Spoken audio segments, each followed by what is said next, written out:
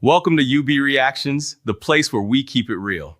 Today, we've got some hot topics, so let's jump right in.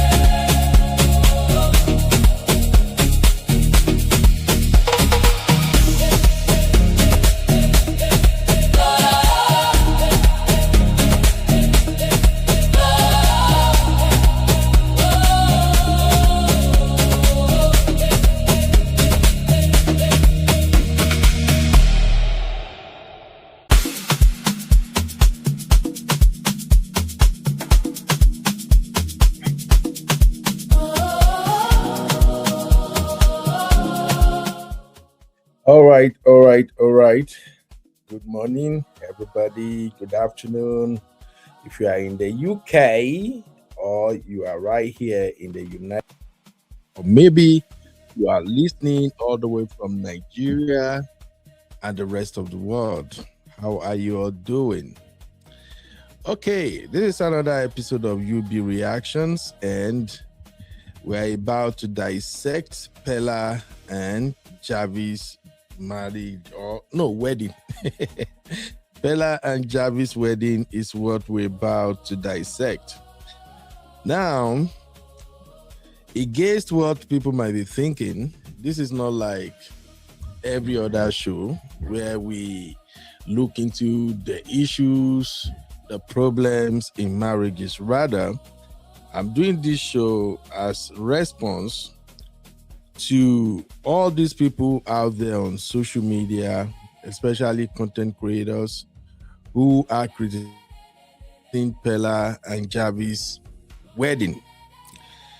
I think I've seen enough, I've heard enough. So if you are here, please do me a favor, hit a like. Don't be one of those people who don't want to support my goal. All right, hit a like and let's have this conversation. First off, let me play some videos and we will dive into the reason why I'm making this show. People don't see it on when I say you can put it in my I'm telling you people, that is original, that is marriage. The one we want to do na celebration. Wait, the one where you go do for Edo State. So you don't go there first before you enter. You enter her Jerusalem. Save God. Save God. He has paid the bride price, so he has full right. So I have the full right. So he owns it. Yes, I own somebody to the toe. Are you not the owner that the free have been mommy free from it? You're right. Interesting. Congratulations, Peller. Congrats. We are married now. People don't see it on when I say you can put it in my I'm telling you people, that is original, that is marriage. The one we want to do na celebration. Wait, the one where you go do for Edo State. So you don't go there first before you enter. You enter her Jerusalem. Save God. Save God. He has paid the bride price, so he has full right. So I have the full right. So he owns it. Yes, I own somebody to the toe.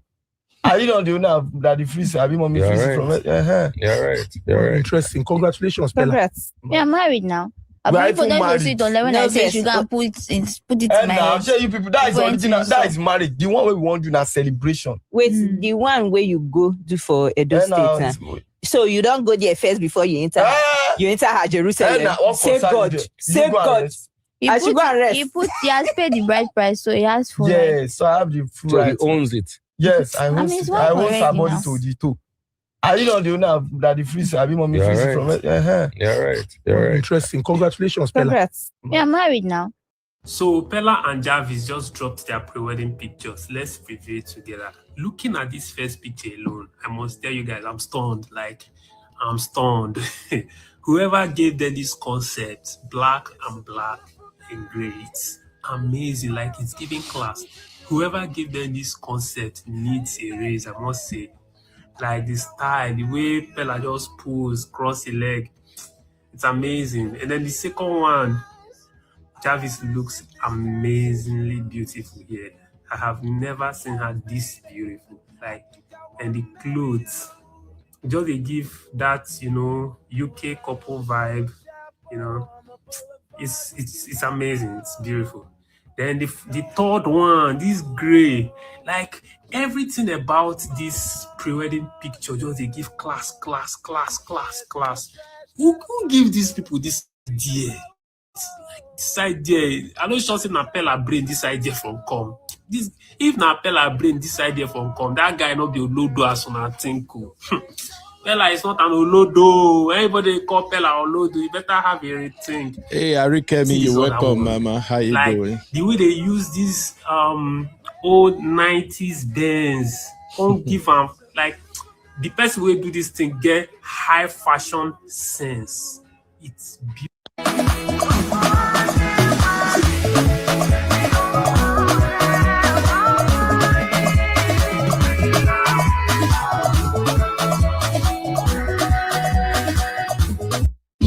Something about the way you smile. My whole world stands still for a while. Peller. I think my future has begun. There's something about the way you smile. All right. So, yeah, married. Those of you that are saying, you are too young, the marriage. You are predicting my marriage. You have not predicted your destiny. You that is selling your car in the market. You have not predicted when you will buy better, when God will make your life better. You are predicting me. That's better than you. Hey, what can you not do? You that your life have been, you are not predicting your life and saying, God, in the next 2 years, my life will be better.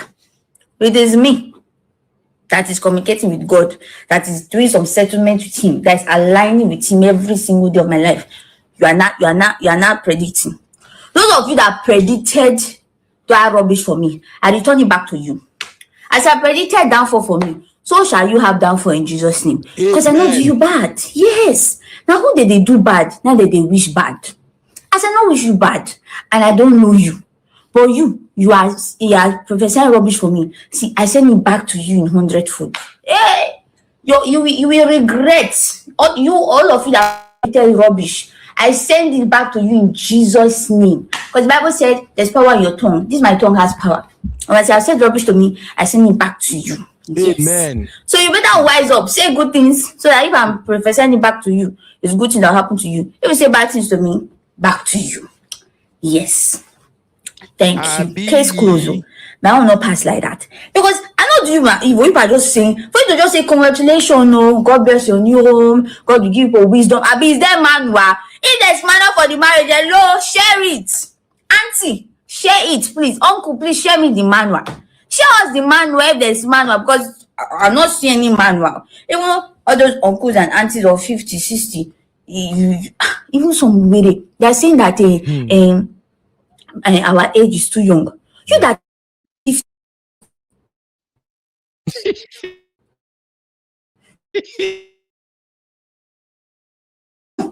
almost 30. Oh my God. Oh my God, Javis. That you are mature. Now, your brain have not matured for the marriage. Welcome, Sese. Zaga. My Meme. Sese. Losh. Don't advise your president. Your president is there.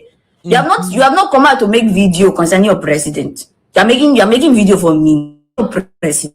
Hey, Did I owe you? Marriott. Welcome, my lovely sis. They are taking loan every time for the country. We are not seeing anything. You have not done video one day. But me, that is not your sister. You are doing video for me. What a misplaced priority. Well, I'm a star girl. You are meant to talk about me. Yes, you're meant to talk about me, so it's normal. If I'm not a star girl, you don't talk about me. Everywhere hard. One day. If not that I did TikTok, only God know where I would have been now. Yes, so First in graduate, work not day. You not do video. Now me. Hey, God. Wow. Just know that no matter what you say, hunger will continue to kill you. Yes, you will die of hunger. So better you turn that video and say something better. Do something good with your life. And leave me and my boy alone. Leave us. I beg. All right. Those of you that are saying, you are too young, oh. All right.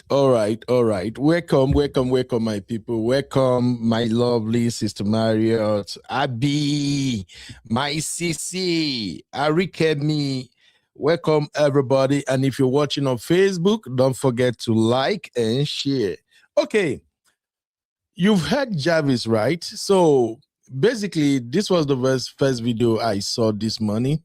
And if you ask me how I stumbled upon it, it's funny. So I was doing some practice session. I wanted to do some basic classes for young men aspiring to get married. So I was working on some of the clips. I actually called them lessons for potential young husband. So I created about 3 clips, and then I sent one to Abby. You know, Abby is my manager, my guy at the top. So I'm like, Abby, let me check this one. How do you think it is? I trust Abby. And Abby is like, Uncle Ben, this is good to go. This is good. I thought Abby was pulling my leg, but Abby was damn serious. So Abby was like, Uncle Ben, this one is good.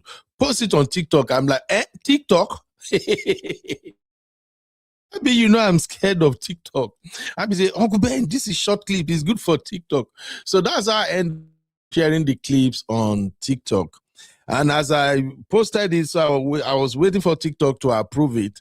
And then I started scrolling on TikTok and I saw this Javis video. And I'm like, someone might have really pissed Javis off for Javis to on her camera and record this video and giving some people aura for aura, banga for banga. So I then went back to Instagram and tried to see some of the people who created content who might have angered or triggered Javis. So, and then I found the video I'm about to show you now. Sissy say you only sent to Abby. No be so now, Sissy. You know, now Abby be Gen Z and Abby really know much about social media. So me, I don't know. So that's why I just say, Abby, let me check if it's okay. Sissy, don't go now, please. Oh, Sissy, leave me, Jerry. So that's how I found the video of a lady who actually criticized Javis, criticized Peller, and even me, I was angry. Like, what is your business, you, this lady?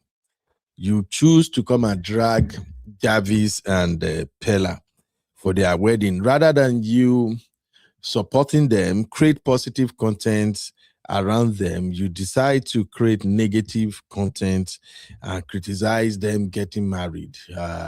Criticize Javis. Say Javis is pregnant. How could you be pregnant before wedding? Why can't you wait? And then she went after and then started blasting Peller. You, Peller, you say you want to break generational curse. What is because you rush give her belly? Why can't you wait? Now you are rushing to do wedding. And honestly, the video triggered me. Like, what the F is your business? if pregnant and they decided to get married. Is that not what we are preaching? Is that not what we wanted? Rather than having young folks doing the do, getting pregnant and then abandon each other. Is it not better to encourage them to get married as soon as when they impregnated each other? So what are we doing exactly? I don't understand. So I'm gonna play the video and then we will go into the comments to see what people are saying. And then Real Fam, I would like to get your honest opinion on this one too. Here we go. Take a listen. Say your papa no marry your mama when you born. Why would you allow Peller to impregnate you before rushing to get married in August? And you, Peller, if you know you want to break a pattern from your papa house, why would you impregnate Javis before rushing to get married to her in August? Make it make sense. Those of you that are saying, why is Javis not proud of her pregnancy? Javis should be proud of her pregnancy. Whoa, even if Nami says shame could catch me. That's why you see in that video, she was trying her best to drag her gown so the pregnancy doesn't show. There's nothing like when they try break pattern. As long as I know, the mistake your parent did is the same thing you're doing. The only difference is that you both are getting married before the baby arrives. While your parents probably had you guys before they went to pay bride price. Madonna, the same thing. Young girls, no haste in having a child before getting married. In fact, if you want to enjoy yourself, if you want to enjoy your marriage, best get married first before embarking on pregnancy. That is the realest way. They learn from Mr. Easy and Otedola's daughter. Those guys dated for how many years? Until they were married, Otedola's daughter never planned of having a child for Mr. Easy. They go sit down for podcasts, they talk about the break pattern. Which pattern? Even if you're married 1 year, 2 years after, you guys are still young to having babies. So what's the case for? I mean, I'm not shaming anybody, but I'm just here to state facts. Insult me if you like, but this is me and this is what I'm saying. They are both young. What is the haste for? How old is Javis? How old is Peller? If you know, say, your papa no marry your mama when you born, why would you allow Peller to impregnate you before rushing to get married in August? And you, Peller, if you know you want to break a pattern from your papa house, why would you impregnate Javis before rushing to get married to her in August? Make it make sense. Those of you that are saying, why is Javis not proud of her pregnancy? Javis should be proud of her pregnancy. Whoa, even if Nami says shame could catch my me. lovely That's why you sister see in that Teresa, video, she's trying her best to drag her gown so the pregnancy doesn't show.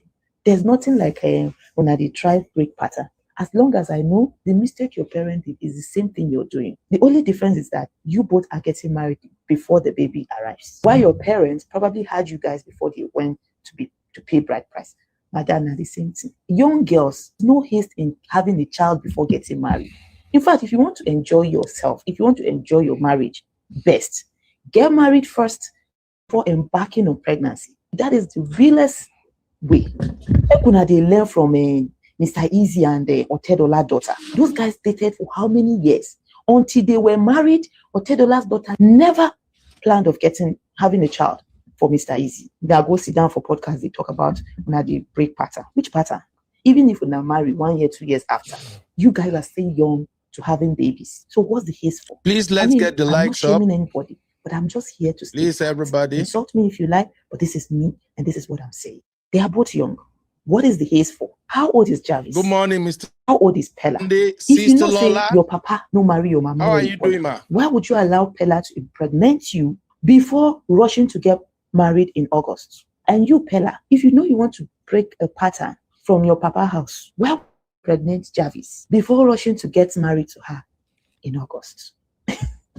Make it make sense. Those of you that are saying, why is Javis not proud of her pregnancy? Javis should be proud of her pregnancy. Whoa, even if Nami says shame could catch me. That's why you see in that video, she was trying her best to drag her gown so the pregnancy doesn't show. There's nothing like when they try break pattern. As long as I know, the mistake your parent did is the same thing you're doing. Okay, now let's quickly look at the comments. You know, the comment is where the fun is, when you are watching all of these short clips on social media. So Big Miley said, mind your business, Madam Cho. Sure. Abina say, you marry early, problem. You know, marry early, 2 problem. Omar Siri said, how is it your business? I wonder how. Christy said, they are in love. Wait to consign you. I'm happy that women are the one tackling first anyway. Eniola said, how are you relate to them? Frank Bill said, una sabi advise people for this on social media. So everybody go be like Mr. Easy. Unusual said, leave these people alone. This one said, at 49, you are single, making this video. Bam. Let me see reply. Another person said, make these people rest now. Engineer Evelyn said, what exactly people's problem? That 2 adults want to do things right. Would humans have loved them to be messing around in the name of relationship? Must we project our warped perspectives on people? Luli said, please, is it your business? Is she your family member? He told you she's not okay. You will need to face where you need to face, I beg. Another one said, not in way person no go see. Everybody cannot be Mr. Easy and Timmy. Let them live their lives, I beg. They no kill anybody. Live and let live. Another one say, I beg, leave them there. Leave them. There is no age limit to marriage. So far, you are ready for it and financially okay to take responsibilities and give the children good morals. Okay.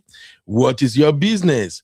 Fact, my dear sister, you are saying the reality. They actually need a counseling person to talk to their brain. Now, this is where I have issue with some of these internet Isabi people.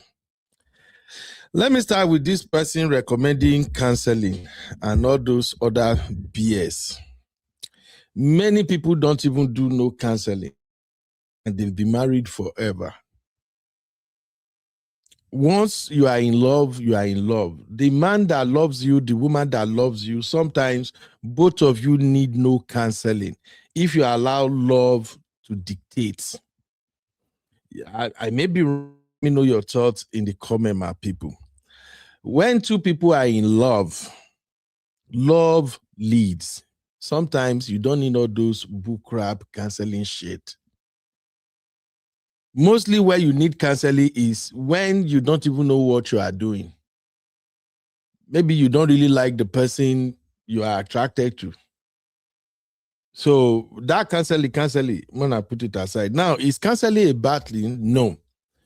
It is the right way to go. As a Christian, it's in fact, it's part of religion practices these days that when 2 people found each other and they want to get married, some churches will say they have to do counseling for 6 months. It depends on 3 months. But all I'm saying is that counseling or no counseling, if 2 people really love each other, they respect each other, they will hardly do things that will be overboard. Yes, they will offend each other. Yes, they will make some wrong decisions, say some things and all of that. But love always have a way of making them to apologize to each other and learn from it. Okay? So let me come to our chat real quick.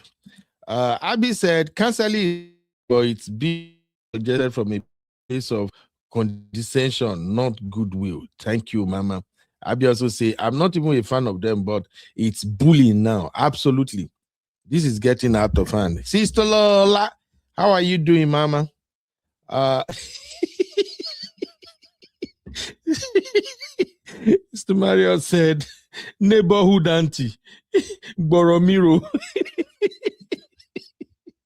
Mr. Sunday say it's their prerogative as long as they are being responsible. Yeah.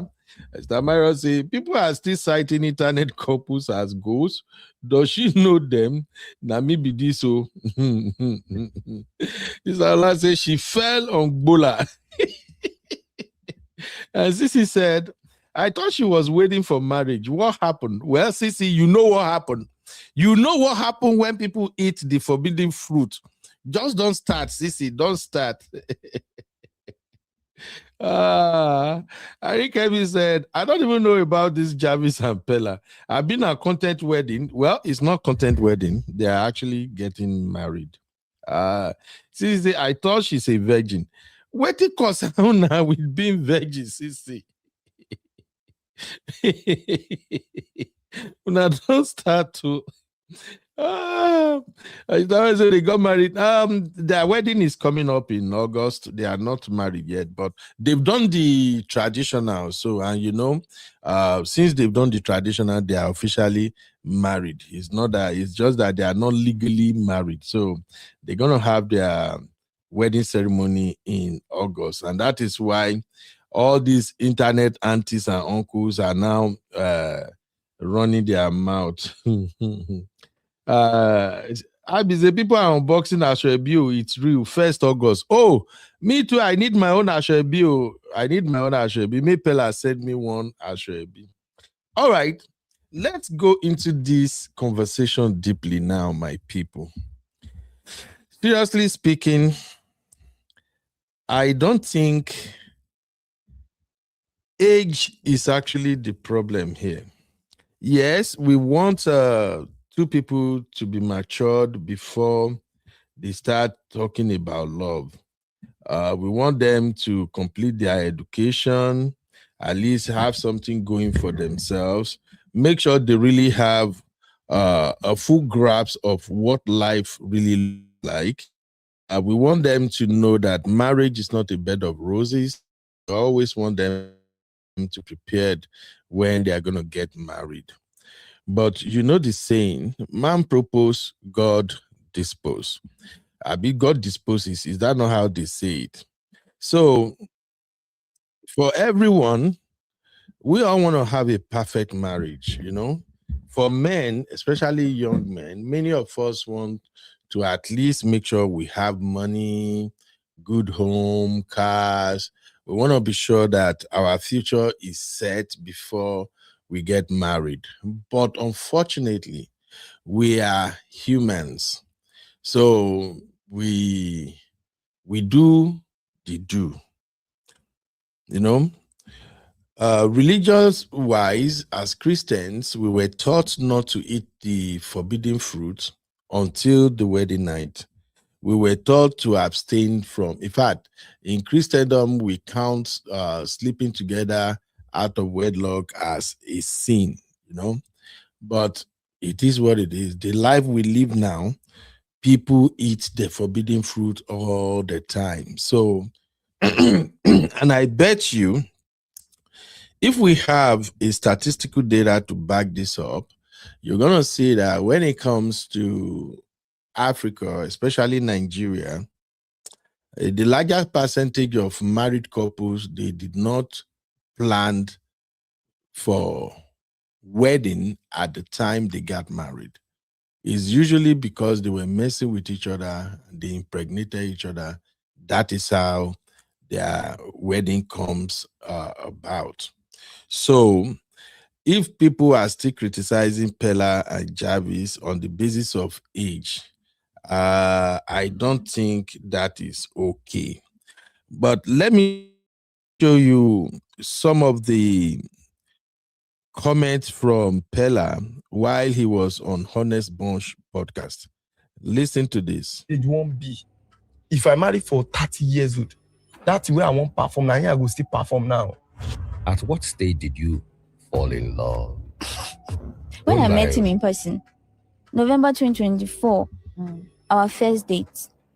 I was the one that organized that date. Me, I'm matured. If I dare at home alone, I can pray.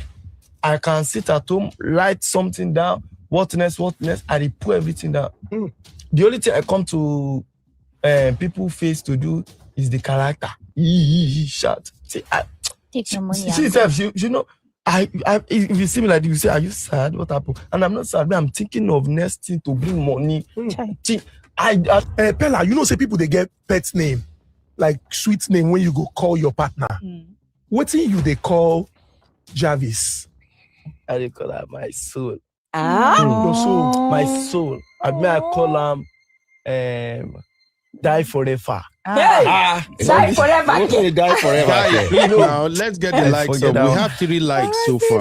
Die forever. Just 3 likes. That's not okay now. I'm But a like we single. understand the context behind And what what's you're the trying to context say. behind the die forever?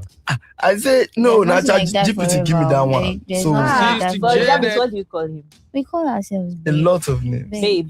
My baby. It's as simple as that, babe. Yes, Oh, but the way you if call if we are more in our institute, we can be adding daddy. You call me daddy. Daddy. Okay. The next one. You are the. My daddy want me to learn work. My mommy want me to learn work, but me I don't want to learn work because Sister Janet. what give me the assurance say that work when I want to learn, I go use some like carry better money come. Imagine the talk say make I go learn work for poor man and person will be say to make 20,000 naira in 1 week. They add up. They come tell me say make me learn furniture, I be something for in hand. What he give me the assurance say me I go dey make passer. Him wey sabi the work pass me. We won't teach me the work. Grace day, glory day, we know. But the we even know that Sister that is Toby. what God have right for me. Say I go. So me, as they send me go the job, the something, I dey go.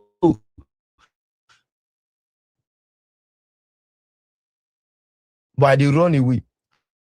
I dey the night I will come back, come out. Good, I say, I will see me now. Now me on somebody hype. Say Peller for feed for. Now me somebody walk up like they play for everybody. But God has changed my life to TikToker streamer. He changed my life to streamer, changed my life to everything. Because when I dey go shop, I know they go shop, I dey go play football. He got one day when my daddy can't go my working place. My mom, me, I don't tell her good evening, I'm today. They even say, maybe we buy something, come. Second day, my daddy come, carry bike, come out, come carry me with bike.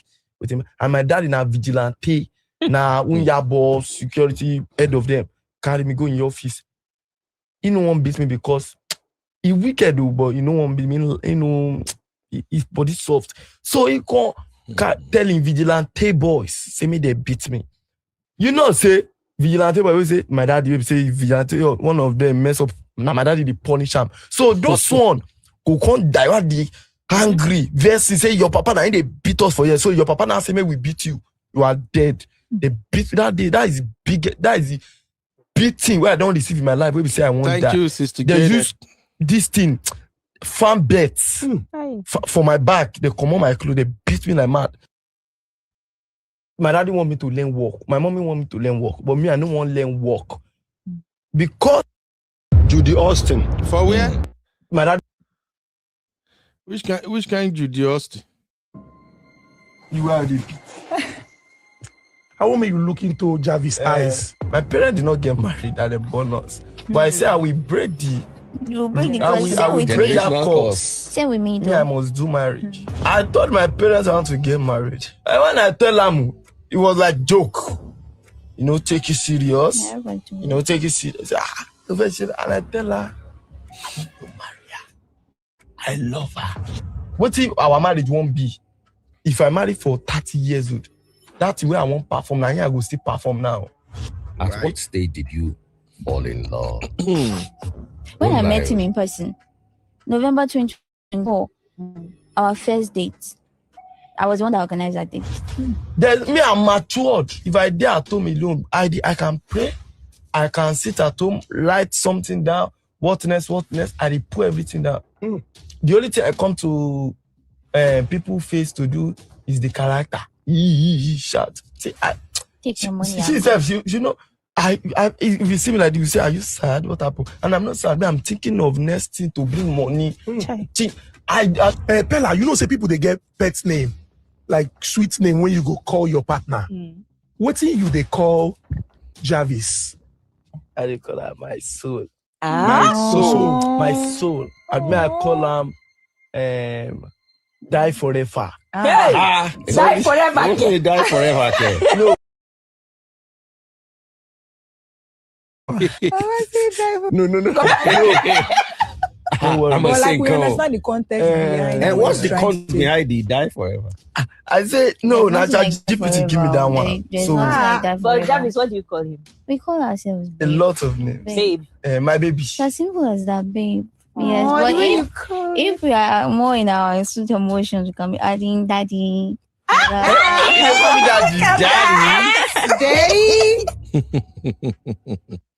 daddy. Okay. Now let's have some more in-house conversation. Thank you, everybody. Please, I'm checking our likes are not up. We have just 4 likes. What's going on, real fam? Let's get the likes up. Take just 3-4 seconds. Exit the chat, hit the like, and come back. Now let us have our in-house conversation around this Peller and Javis situation and some of the lessons we can extract from it. Welcome to UB Reactions, the place where we keep it real. Today, we've got some hot topics, so let's jump right in.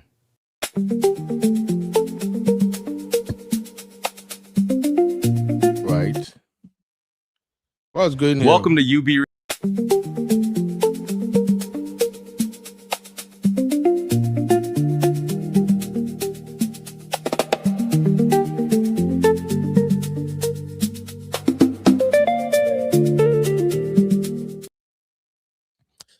All right. Welcome back, my people.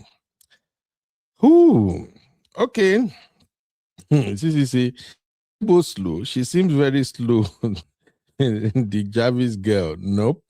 They are actually smarter than average Nigerian youths, their peers. Let's be honest.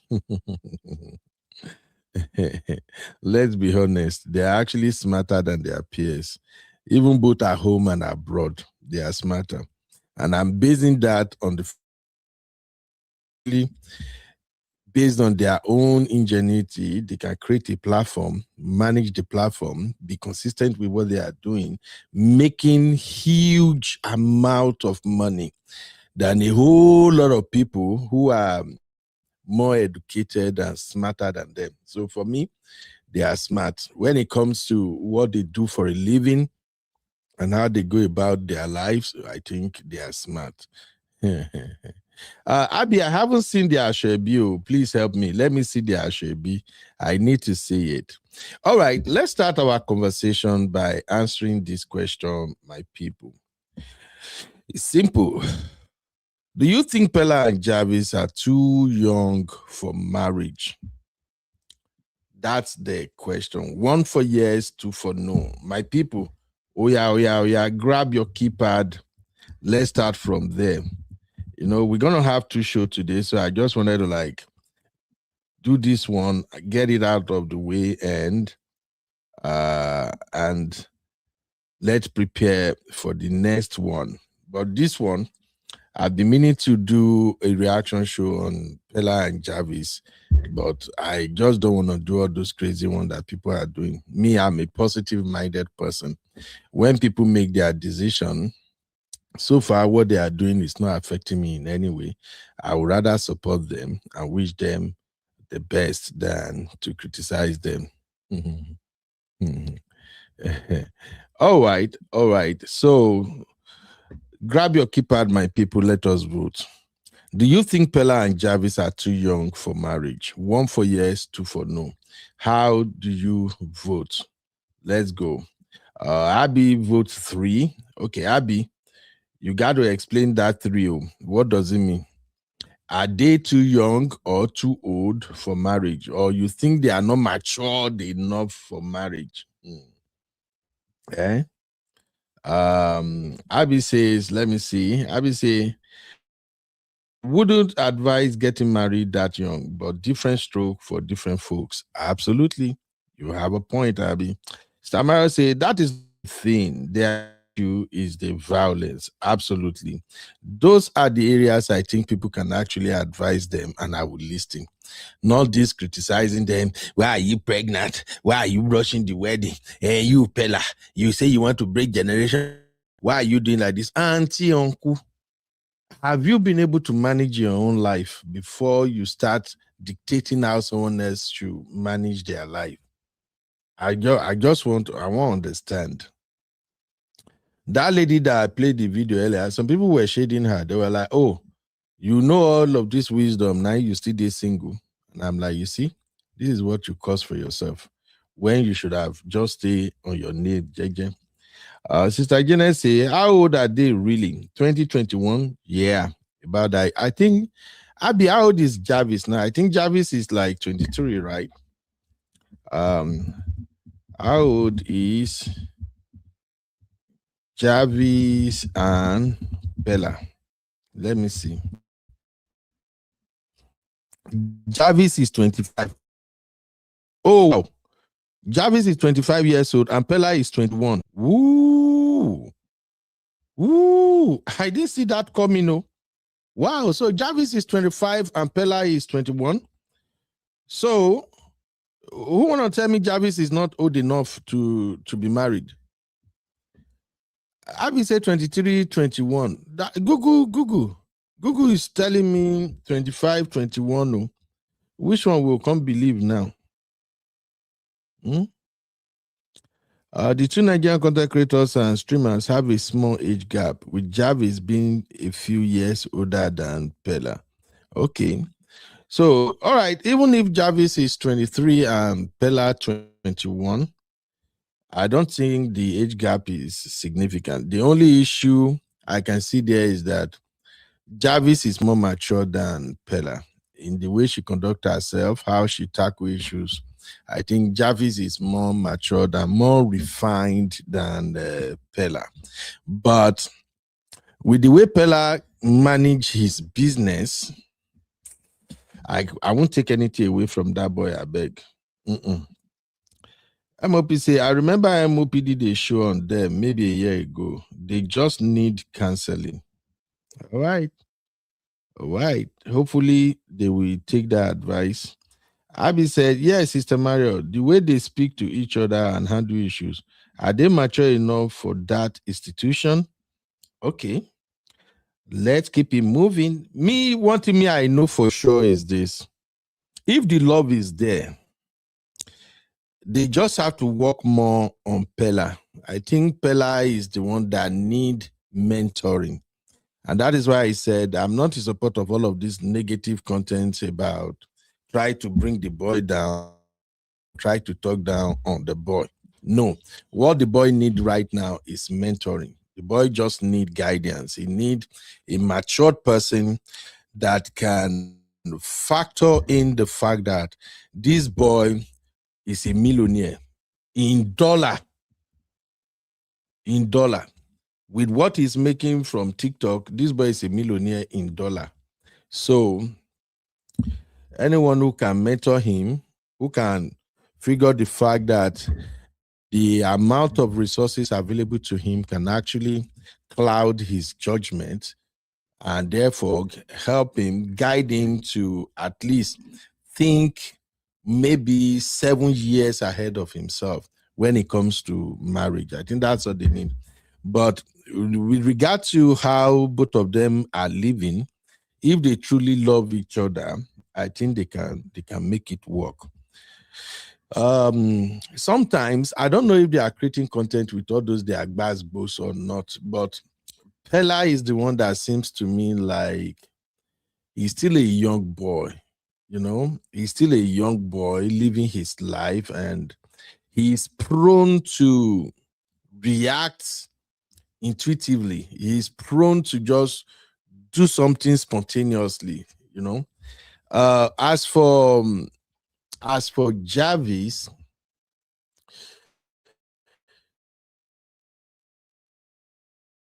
I Javis is more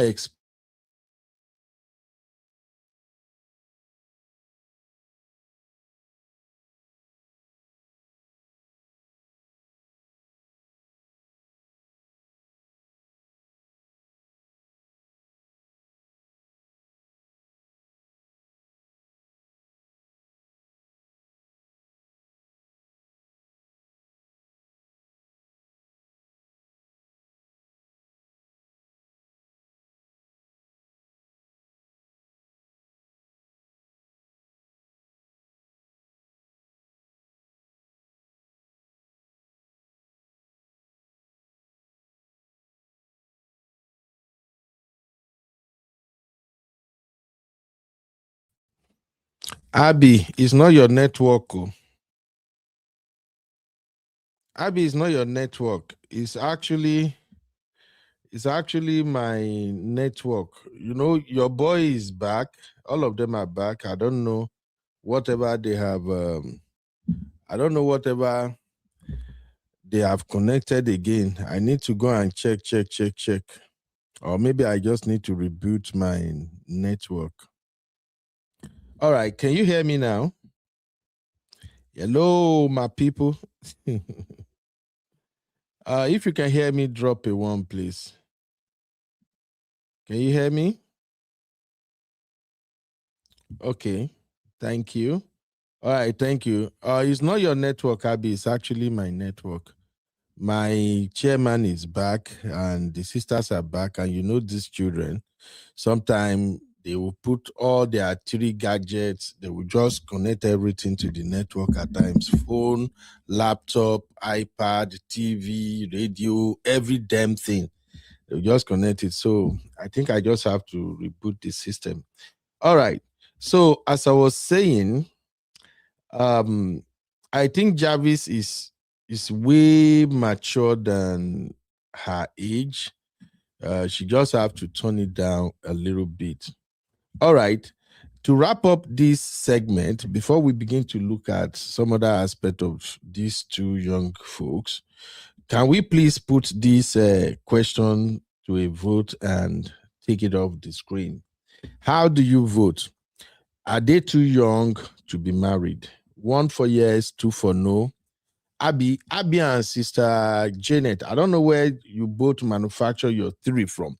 We don't even have 3 as an option. When I see the wahala, so how do we vote? Are they too young or not? For me, I think they are not too young. So I vote 2. Sister Janet said they are too young. Sister Janet, what makes you think they are too young to be married? I don't think so. Yes. By my own logic, one of the things that determine if man or woman are going to get married in Nigeria, in our own society, is money. Money is the number 1 factor if people are going to be married. And as for these 2, they got money. They got money. Those are part of my own justification for their union. What other thing determines if people should get married? Number 2, love. Love. From everything I've seen so far on social media, I don't know what is happening behind the scene, but from what I've seen so far on social media, they truly love each other. They love each other. Another factor people consider before getting married is companionship. Even we adults, we know this one. And I want to believe all these sisters and brothers watching right now, you may agree with me or disagree with me, but I want to believe you know it, that if you're going to be married to somebody, both of you must be companion. You must be each other's friend. You must be playful. You must be playful. You must be able to have good rapport. If you don't have none of this, even as a grown adult, don't get married to that brother. Don't get married to that sister if there is no companionship. So let me see what our people are saying. Sister Mario said 2. Yeah, thank you, Sister Mario. Abby said 1. They are too young. Abby. No look for my trouble. My sissy said, you be stylishly ignoring my message. No. What? Oh, okay. I see this one. She said, Dangote married and divorced 3 times. I think you are saying this to support the fact that age sometimes is not the factor. Or are you saying it for money? Are you saying because Dangote is rich, he also divorced 3 times? Wait, that's why I'm sharing the link, because I don't understand this your argument, Sisi. Can you come here and tell me in clear terms what you mean by Dangote married and divorced 3 times. Anyhow you want to frame it, Sissy, we all know money is the number one factor that determines if people should get married. And just like the video I share on TikTok this morning, shout out to you again, Abby, for encouraging me to do that. The number one tip that I shared on TikTok this morning is that for a man, if you really want to be a great husband to your wife, the first thing you need is money. You need money. Brother, if you are watching this or you get to see this, don't let anybody tell you otherwise. I've seen a lot of my uncles and aunties who are married, both in Nigeria and abroad. Me, myself, I've walked this journey and I'm still walking the journey. If there is no money, if you are not okay, don't marry you. As a young boy, I can tell you that for free. As a young man, do not get married if you don't have money.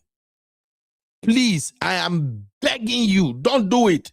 Even if the woman loves you, die. Don't do it until you are secured when it comes to money. Sissy. Hey, Uncle Ben. Hey, real My fam. Sissy. What's up, mommy? You're not working today, Sissy? I'm working. I'm almost finished. I've not got meetings today. Thank God. Oh, wow. Good. No, I'm doing contracts. Hey, my Sissy. The work from home Sissy. Are they jealous, Sissy? Good. So, Sissy, why are you saying Dangote married and divorced 3 times? I was saying that in response to you were saying, Peller and Javis, they have money. Marriage is they're set for marriage. No, not necessarily, because all of the richest men in the world have failed marriages, have not succeeded at marriage. So money is not the determining factor that you will have a good marriage. No, money in a marriage is beneficial and it's helpful because naturally you're going to have to provide for your wife, for your children, right? It's going to make your life easier and you don't want to have issues with money. But money, just because you have money does not mean that that's the basis of a successful marriage. That's what I'm saying. So all of these men, Otidola, marriage failed. Dangote, married 3 times, divorced 3 times, marriage failed.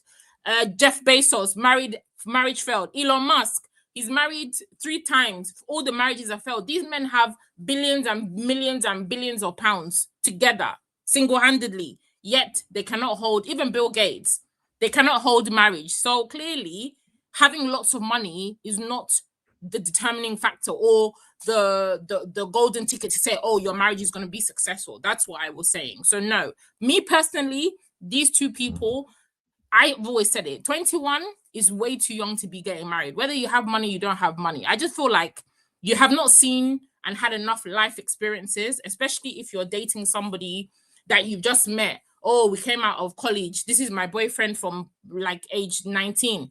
The only man I've ever been with. And then you say, I want to marry that man and settle down with him.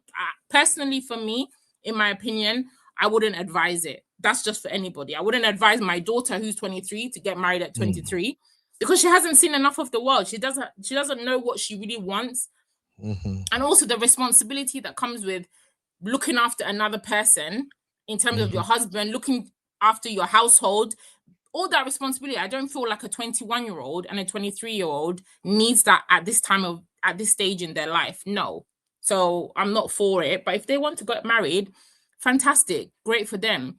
But it doesn't mean, you keep saying, Peller's got lots of money. They've got money. So what? Okay. If anything, the money will be a problem in their relationship. Okay, let me put it this way, Sissy. First of all, I wasn't saying money is the reason their marriage will work or not work. I'm saying in the Nigerian that I understand, one of the variables that determine if you should get married or not is money. That's what I'm saying. I am not saying money is what will make the marriage work. I'm just saying for the young men listening now, if you are not secured financially, you don't have a good job.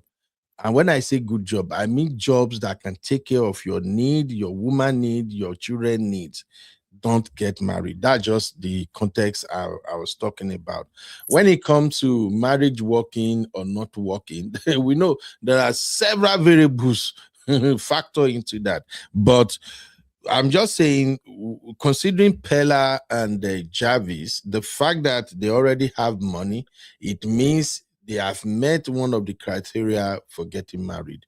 You get my point now, Sissy? Now, talking about age, I'm a little bit different when it comes to age. What I do understand is that the vast majority of us as uncles, aunties, sisters, parents, we really don't want our children to get married at the age of 23, 21.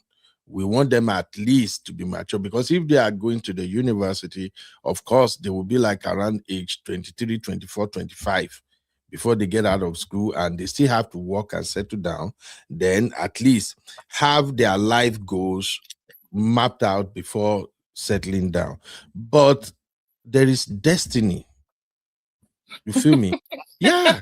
Sometimes, yeah, there is destiny. Sometimes when God writes your story, you can't change it.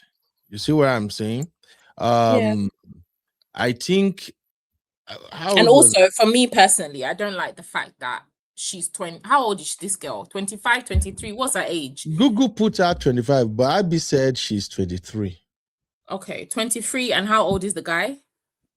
The guy 21. I mean, me personally, dating a younger guy, he's 21, but his mindset is still operating at 17, 18. She's 23, her mindset is operating at 29, 30. So even just based off of that, so the fact that he's making, and they act very immature, to be honest. So maybe her age is actually his age. That's why I said the girl seems slow to me. From when I see her talking and how she interacts, and even just this relationship, take out the money, right? Take out the money from the relationship. That she just seems like somebody who's a bit slow. No, Okay. I disagree. Yeah, no, they both seem immature. Yeah. Yeah, I don't know. A girl who has her own prospects, 23, a girl with prospects, she's making money. If I said take out the money, is it a Peller that she would go and start dating? Should she not be dating somebody? Should she not be dating somebody above, a bit older than her? No, that's normal for girls. Not usual that a girl will start going and dating a 19-year-old, a 20-year-old. Where do you put destiny? That's why I'm saying that she seems slow, so she matches his age. They're both mentally, they're at the same level. So all the best to them. Okay, but me, I disagree. I don't think she's slow. I've watched a lot of Javis Uncle videos, Ben, you think that she's not slow because they're making money. Again, that does not mean because people are making money, it doesn't determine how mentally mature that they are. I can make money. A 12-year-old can make money. That kid from YouTube, he's been making money since he was 8 years old. That Ryan's Toy Review. That kid has been making money on YouTube since he was like 5 years old. He's a millionaire now. So does that mean that he's mature? No. So stop saying that. We have Sister Janet here. I will go to Sister Janet and then I will put a question to both you and Sister Janet. Sister Janet, how are you doing, my lovely sis? Hey, Sia, Uncle Beno, CC, how you doing? Hey. Peeps. I'm sorry, doing great. I'm in Lagos, so the network's crazy. So so Janet, you went to Lagos after I came back from Lagos. Was that intentional? Yeah, I'm so sorry. No. I had no idea that you actually was in Lagos at that time. Now that you said it. You see, Sister Janet. Sister Janet went to Lagos to go and eat the Lagos money. You've gone there to convince them without your eyes, right? This morning, Akamu and Nakara. That's what I ate this morning. All right, Sister Janet, Javis and Peller, do you think they are both too young for marriage? Yes, I do think so. And why are we saying in our title, leave Peller and Javis alone, and we now made them the topic of this discussion? We're not Agbaya now. We can't be discussing. No. The title is in response to all those content creators that are, blasting them, always finding fault on their relationship and things like that. Those content creators are the one I said leave Peller and Javis alone. Let them go and mind their business, you know. Yeah. But are they saying that because they came out and said that that she's pregnant? I didn't even know that she's pregnant. So that's news to me. I don't know. I just think that I personally think they're too young. If they're both of them are below the age of 25, I don't think they're the most intelligent, intellectually gifted people. And I just think that I don't think it's going to last. I think by the time he's 30, he'd want something new. There's a reason why it's a good idea to have a little bit of experience before you get married. He's going to feel like he's missed out on stuff. Once he gets into his own, he's going to look around and she'll probably look a little bit too old for him, and then he'll want a bit of fun. I mean, at 21, a guy married at 21, no. I can understand maybe Jarvis might just be on the cusp of someone that's mature enough to get married. But no, I think she's essentially married a child.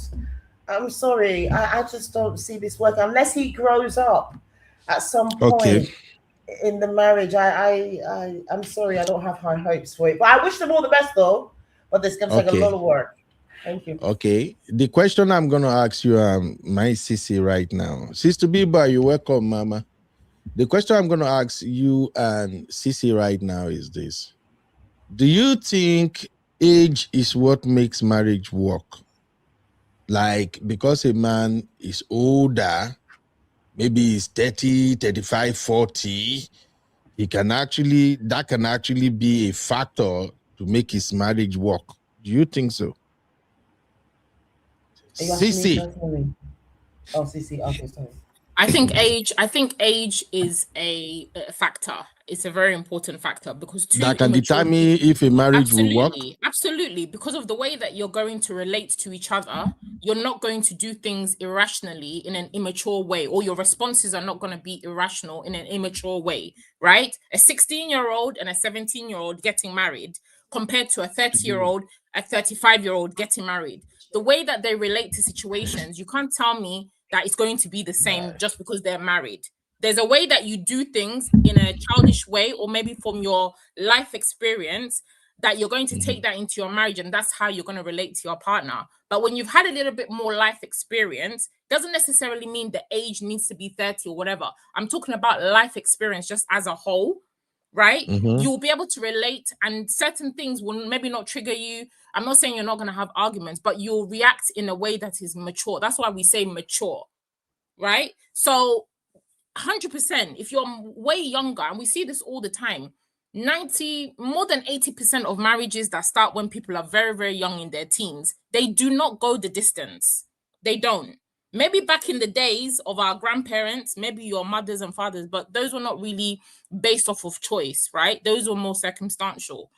But today, in today's age, 16 and 17-year-old getting married, you think you'll see them get to 20 years of marriage? It's not going to happen. We're seeing so many YouTubers that I used to watch that have got married when they were younger, and all of them are divorced now. All of them. And they started off all Christian marriage, or I married my boyfriend. Those ones that 14. You know. Sorry, Sister. Those ones that you know, are they Nigerians? I'm talking about, it's not about Nigeria. Some of them are Nigerian. Okay. But it's based off of got married at a young age like this. They've got married younger than this, and they're not together. There's a reason for that, because naturally, as you grow, right, there's some things that you need to do in life before you do certain things. If we go by the normal order of things, right, there's some experiences you need to have. There are some heartbreaks you need to have, right, or whatever. If you've not had those experiences and you lump yourself with one person, 20 years or 10 years in, you're going to look at that person and say, you know what? I should have done this. I should have gone out more. I should have explored more. I should have dated other people. You start to become trapped in the relationship. And that's why a lot of these marriages do not last. Once they get to like 10 years and they're like, oh, I've been together 20 years. I've only known this man. You'll see the marriage starts to have problems. Character development, like I be saying. So it's important. I think there's a certain amount of life that you need to have lived before you commit yourself to somebody in a marriage, especially if you are going by the traditional way and say, I'm with this person for life. It's a big commitment to make at 20. You've only been on the earth 21 years. What do you know about a whole lifetime? If you live up to 90, 70 years of your life with one person, is that realistic? I don't think so. Okay. Sister Janet, your take. Do you think age determines if people going to have good marriages or not? I think it's what you can achieve by those ages that's important. The life experience that you have by that age and the amount of growth that is going to happen past that age. Now, if someone that is married at the age of 30, 40, 50, they've got something completely different. They've already got established careers. They already know exactly what it is that they want out of life. They're pretty much kind of like stable-ish. You know, they know they've got good taste in whatever they have taste in. They're stable. So everything else afterwards is now both of them have enough skills in place to kind of like weather the storm of the relationship or to really enjoy each other's company. Now, when you're talking about people in the early 20s, my thing is that they're both still growing. They're still learning about themselves. Science says prefrontal development, frontal lobe development doesn't finish until you're 25 on the average. They're still exploring them. They're still growing, and yes, maybe if they grow in step with one another, it will be harmonious. But they're going to have a lot of arguments going up. I have a feeling that Jarvis is going to be mothering Peller, and he's going to end up resenting her. And I just think it's that's too young. Well, generally at 2021, yes, you do have the exceptions where yes, they grow together, they're friends, they were childhood sweethearts, but really count the number, look at the marriages around, count the numbers that were childhood sweethearts and that they still are successful today. That's more an exception than it is the rule. Thank you. Okay. What age would you sisters recommend that people should get married? Sissy. I would say 30. I was just gonna yell. I would say 30 is a good. I think 30 is a good enough age. One, in terms of like, let's say from the UK, right? You finish school or university 21, okay? Mm-hmm. And then if you want to do your masters, you do that immediately after, like most people do, or maybe after a year or two, whatever. You have a good amount of time working. You have enough time to save, to buy a house, to travel, to just come into your womanhood. And I feel like most 20-year-olds, by the time they get to like 30, I feel like they're more, the person that you are at 30 is mostly you're like encompassed, or you've come into your identity as a woman or a man. Let me not say a man because I don't know about men, but usually for a woman, I feel like by the time you're 30, you feel like, okay, I'm ready to maybe take on motherhood, wifedom, and all these things. I feel like you're more established in yourself. Usually, that's what I see anyway. And I think 30, 28, 30, but 30 for me is I see it as a good age to get married if there was a ideal age. Well, that you both have a good point. Sister Janet, do you agree with Sissy that 30 is like? I do agree with Sissy. I say the older the better. I mean, I would say at late 20s, and I think you have to be above 27 for the lady. I think for a guy, above 30 at least, and I think that should work. But then, like I said, it's not a rocket science. It's not a complete science. Some work, some don't work. But I think if a better chance of success will be if she's 27 plus and he's 30 plus. In my opinion. Yeah, I think that it makes sense. I really think it makes sense. For me, when did I even get married? I think I got married at the age of, how old am I now? Minus 16. That's like, I think I got married around 32, either 32 or 33. I know I was 27 when I met my wife, and she was 23. But I got married around 32. Yeah. So, Uncle Ben, can I ask a question? I mean, you shared this before, so hopefully this is not like putting your business out there. You mentioned that you had a child before, right? If you think back to the age that you were when you had that child, and I'm a teen mom as well. I had my daughter at 17, right? And my dad was like, "Oh, you two, you need to get married."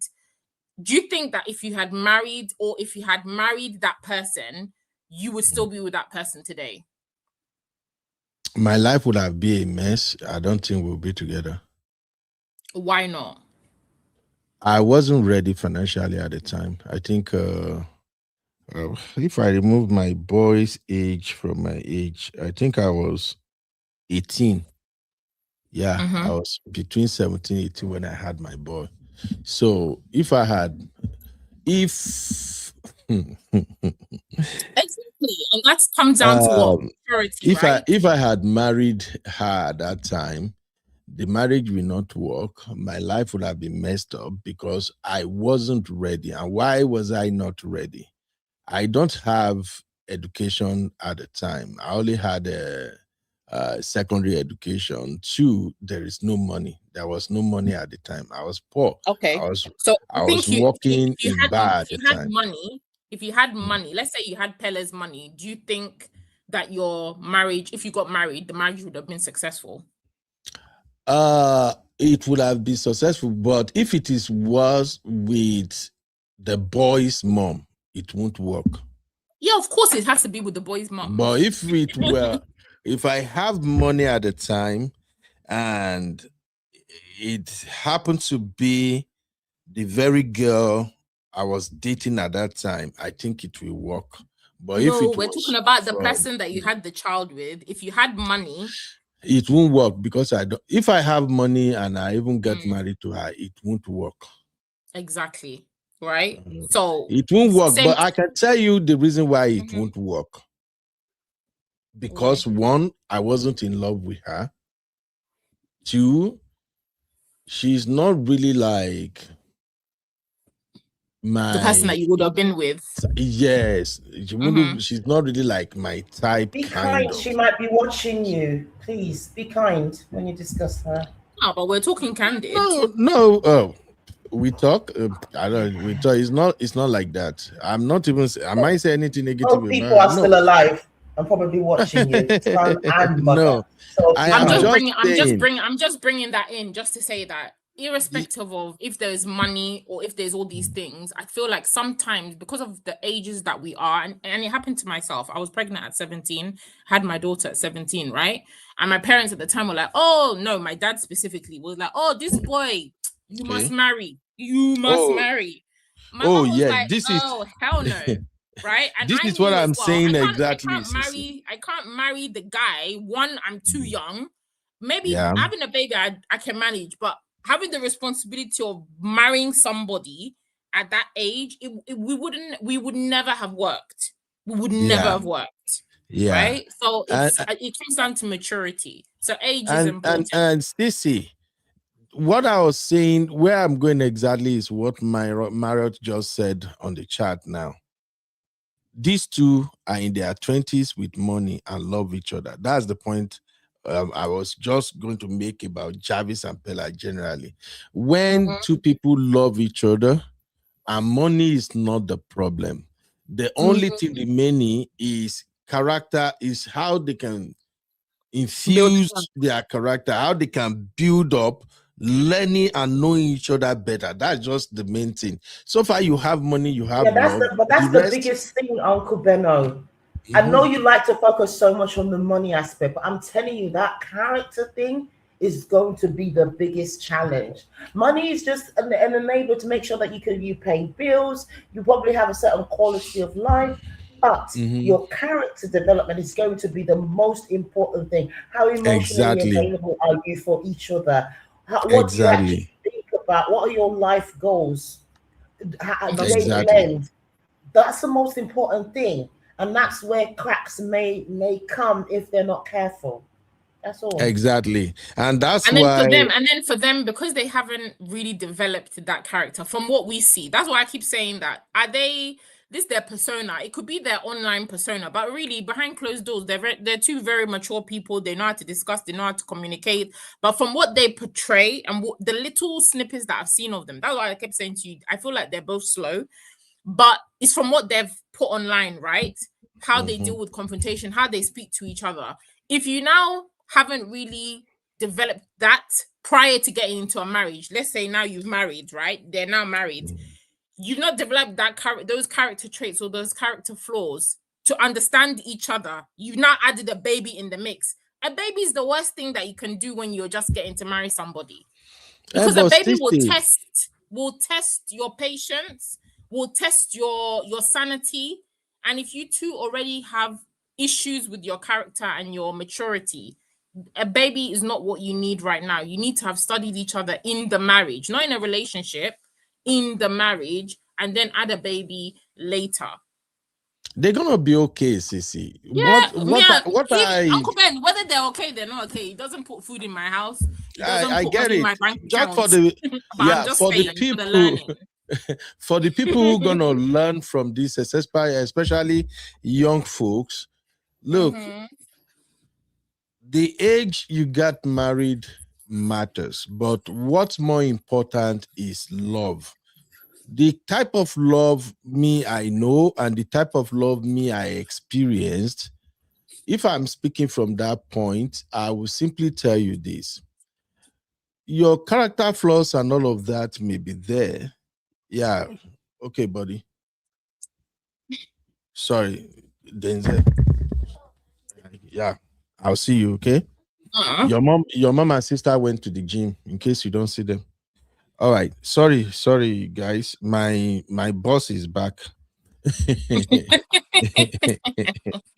So what I understand from love is that when you truly love a girl and you love your man, you are going to have character flaws, but that love will always make you both forgive each other and you move on.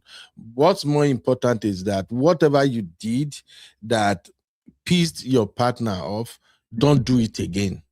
At least now you learn that okay, she doesn't like this, don't do it again.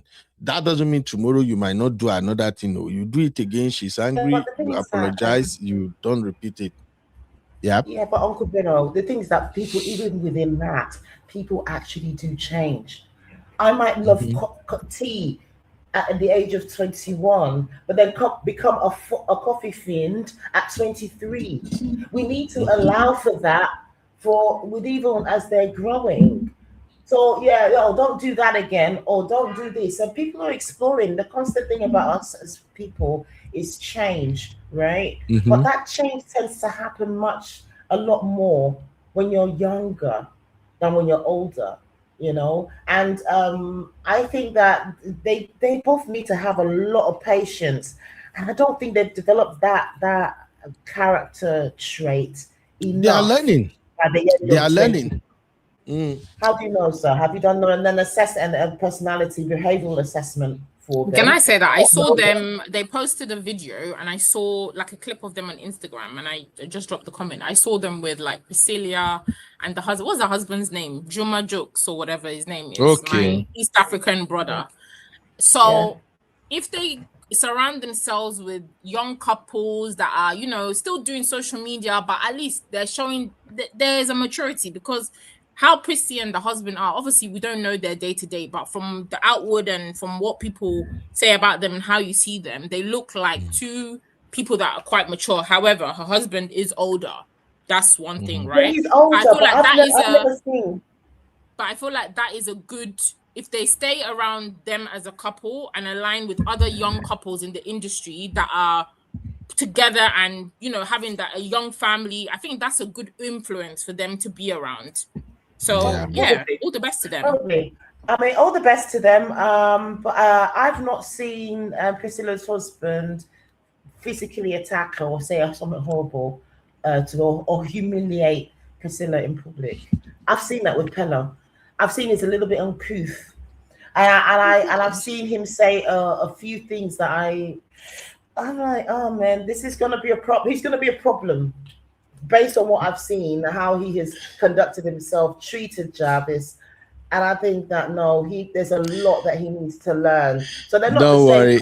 Yeah, there's a lot they need to learn. See, this is one thing. Let's not talk about them. This is one thing I guarantee people. In the next 2 years, you are going to see a different Peller, a more matured Peller. What I want to see in him, I already saw it. He truly loved Javis. And that's what more important. He truly, truly loved Javis. And I know Javis loved him too. So it will work. They will be okay. For me, I'm always happy when people are getting married, because no matter what people can say about them, we don't live in their house. Nobody knows their dynamics behind the camera. And that's why, just like the title of this show, leave Peller and Javis alone. Focus on your focus. I just want those content creators, if they're going to create anything about Peller and Javis, let it be advisory, not criticism. What Peller needs mostly right now, if I have to mentor Peller, one of the things I'll start teaching Peller so fast now is how to be a husband to a pregnant woman. That's what I will be teaching him right now, if I'm his mentor. How to be the husband of a woman who is pregnant, because they are young. And trust me, there are still way many grown men out there, 35, 40, that don't know how to be the husband of a pregnant woman. When the wife you have when she's not pregnant is not the same wife when she's pregnant. And you really don't know how pregnancy can change your woman, even character-wise. Some women get aggressive when they are pregnant. Some women become weak. Almost every day they'll be weak. They're not going to be like their regular self. Aggressive, they become irritable. Thank you, Sisi. Irritable, not aggressive. Irritable. Some women become, how do I describe it now? Can I say over demanding? I want There's this. no such I thing want that. as over demanding when you're pregnant. Nothing like over demanding. To There's us no men, such thing. to us men, no such thing. is over demanding at If I'm times. carrying a big-headed baby in my womb for 9 sorry, months, if you're exactly. Thank you. No demand is too great. Then what do you call it? All those, I want put my leg up here. Can you go Those get are me this food? necessary things. You bring the food and it's like, I don't want it again. Can you just Yes, that's what you need to do. Well done that you did that, Uncle Beno. Yeah. That's part and parcel of the whole thing, the whole experience, I'm afraid. One man shared with us one time. He said one day his wife was watching TV while heavily pregnant. She was like around 7 months pregnant or something at the time. And he said he came in, nothing was happening, everything was okay. That he just came and he sat in the next chair close to the wife. He said the wife just looked at him, just say, do you know I'm getting angry the way you are sitting over there. The facts. Yeah, I think he's just angry that he's so comfortable, whereas she's heavy and bloated, and she's trying to be comfortable. She's not comfortable. And you're also just your emotions are like extra heightened. Your senses, your irritability. I remember when I was pregnant and I really wanted my son's dad went and got me food that I really like. I think it was Chinese or something.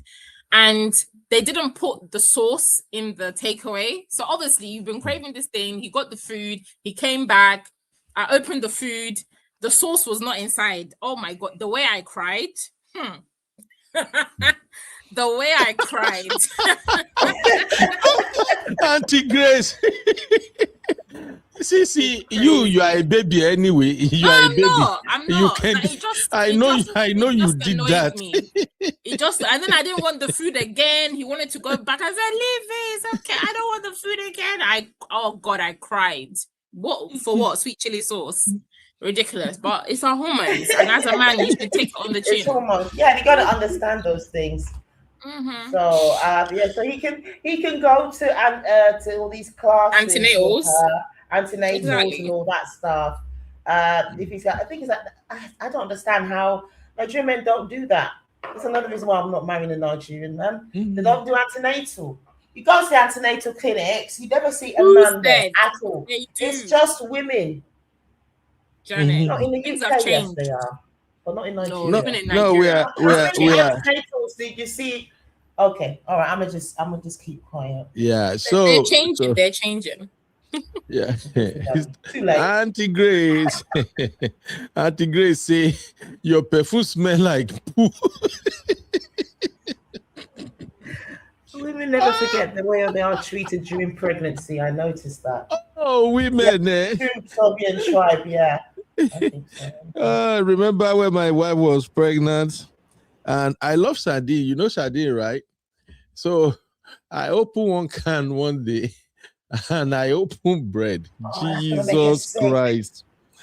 This woman was livid. Like, what?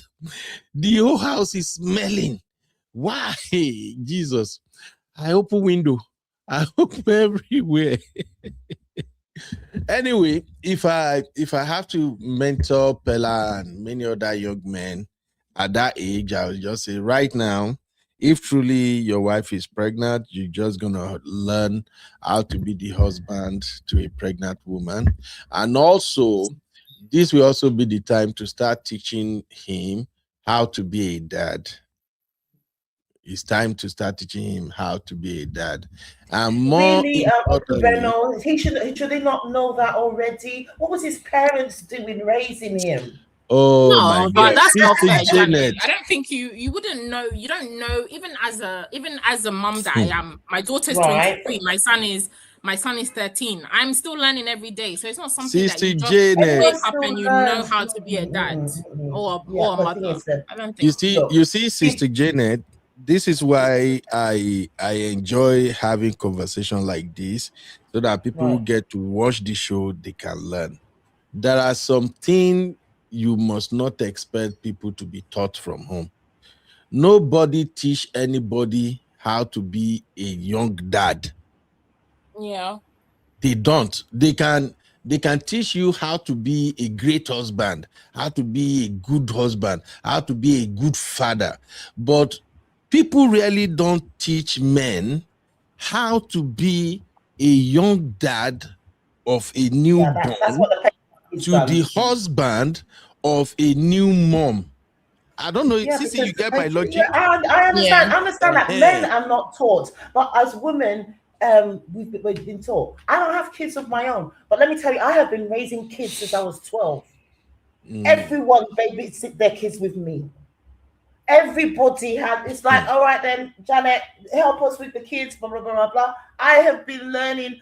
In fact, I think it's the fact that I've raised so many kids before that made me decide I'm not having any because it's too much work. But my brother did not get that. My brother didn't get that. Us girls, we get that.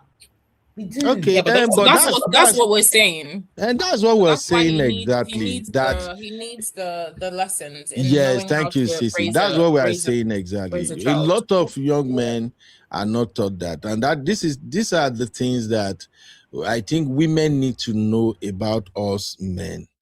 And even they're not taught how to be husbands, Uncle Ben. Let's be honest. We've said that many times. They're not taught.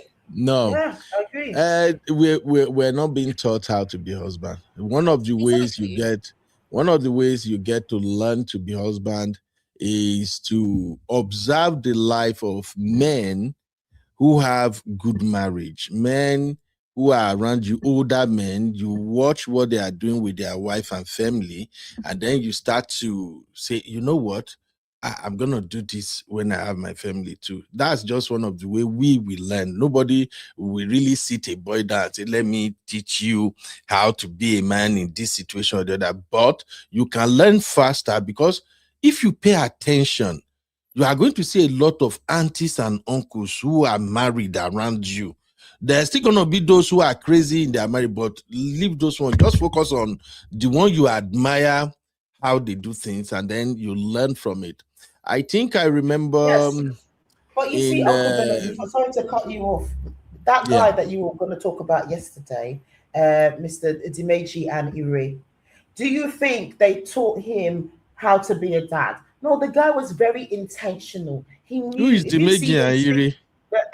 The guy with the bicycle. Okay.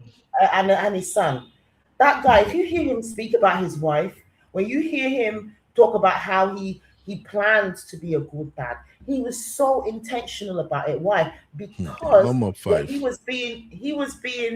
was neglected as a child himself, and he said, I do not want to be that. I want to be the exact opposite of that.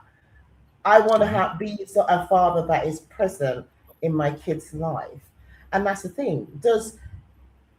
Peller needs to have that intentionality. He needs to have that desire to want to be different, or to break a curse, or to set an example, or to be a good dad. And that's where a lot of men are lacking. They don't have the desire. They love the idea of having the kids, the social currency of it all, the pride, the ego of it all, but they don't want to do the work. They're not intentional about it. They're not intentional. They think that just having money, that they can throw money at stuff, is enough. They don't not understand about games and having experiences with the kids, all that sort of stuff. You have to be intentional about it. Is Peller intentional? I hope he is, for the sake of the child that they're going to have right now. But something tells me that it's going to be another fun one. Yeah, well, it is what it is. So for me, I would just advise younger folks, especially African young men. There are so many things we were not taught growing up, but if you pay attention to married men around you who treat their wife and children better, you're gonna learn a lot. Honestly, you're gonna learn a lot. Way before I even thought of marriage, who bought me marriage self.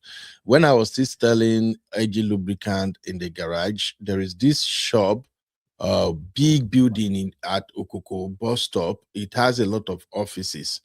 So there is this brother that used to come around, and every afternoon he will go and buy Mr. Biggs. We have Mr. Biggs on the other side.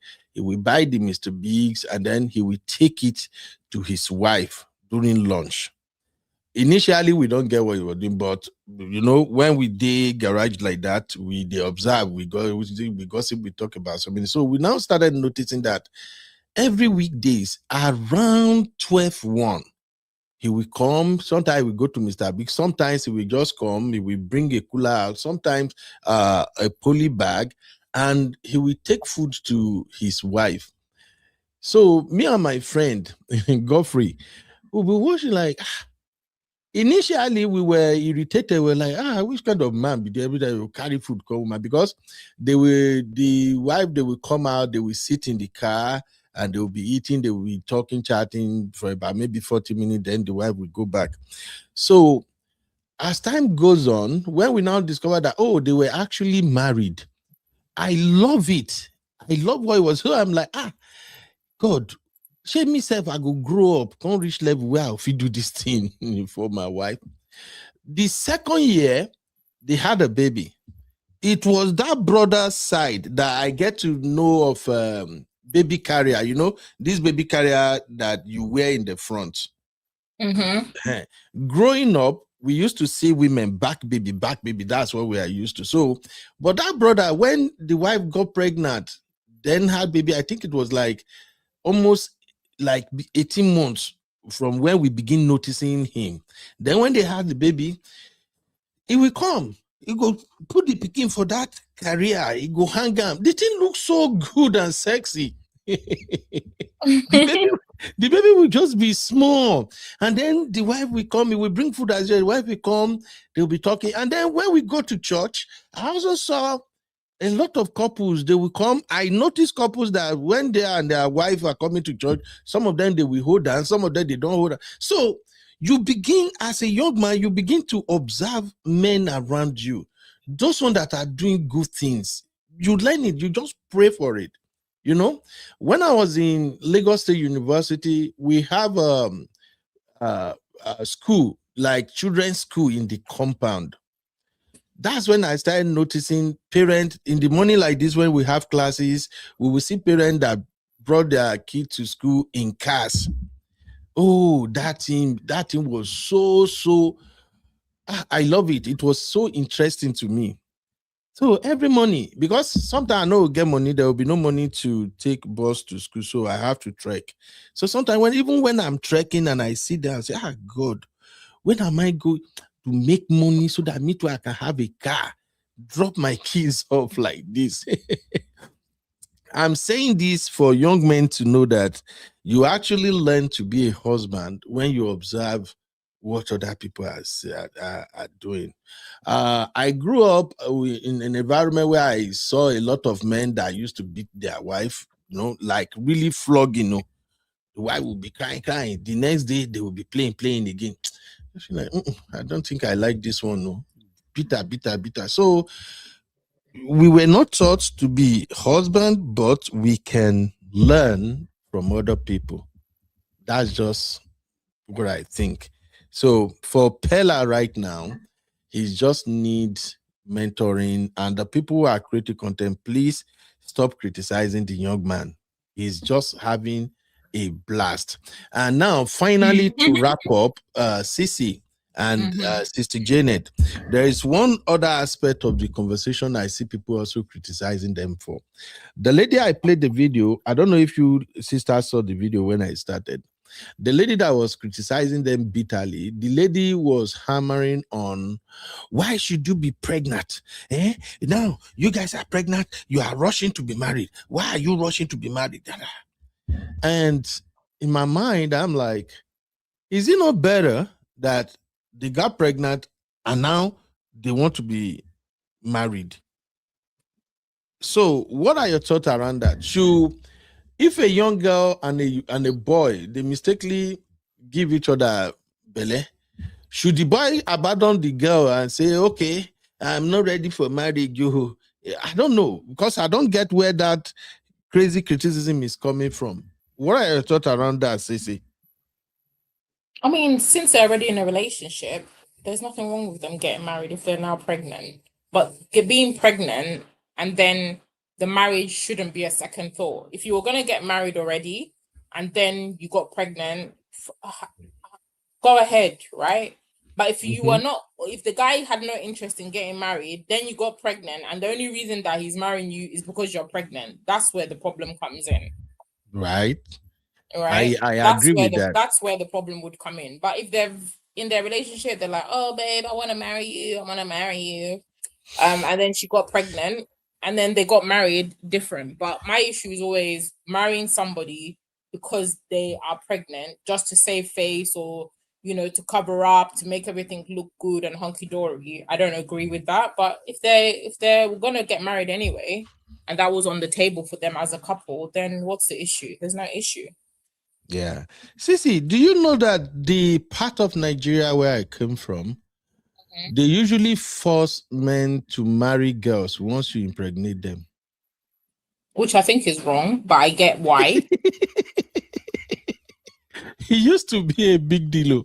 Where you impregnate a lady, you will marry her by fire, by force.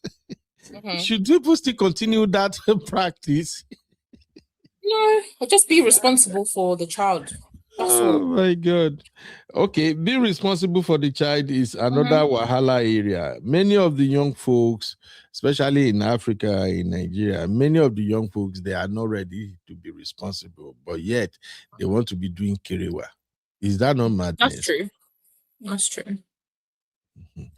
Man, anyway, Sister Janet, any last word? I really don't have anything to say about these young couple. I wish them all the best and hope they grow together. That's it. All right, thank you. I guess I'm gonna see you guys later today. This week is the last week of my vacation, so I just wanna like cash enough cruise. Yeah, cash enough cruise before I resume next week. How I wish CC, how I wish you guys would have met a billionaire and you can just say, Uncle Ben, take $1 million. All I need is $1 million and I'm good.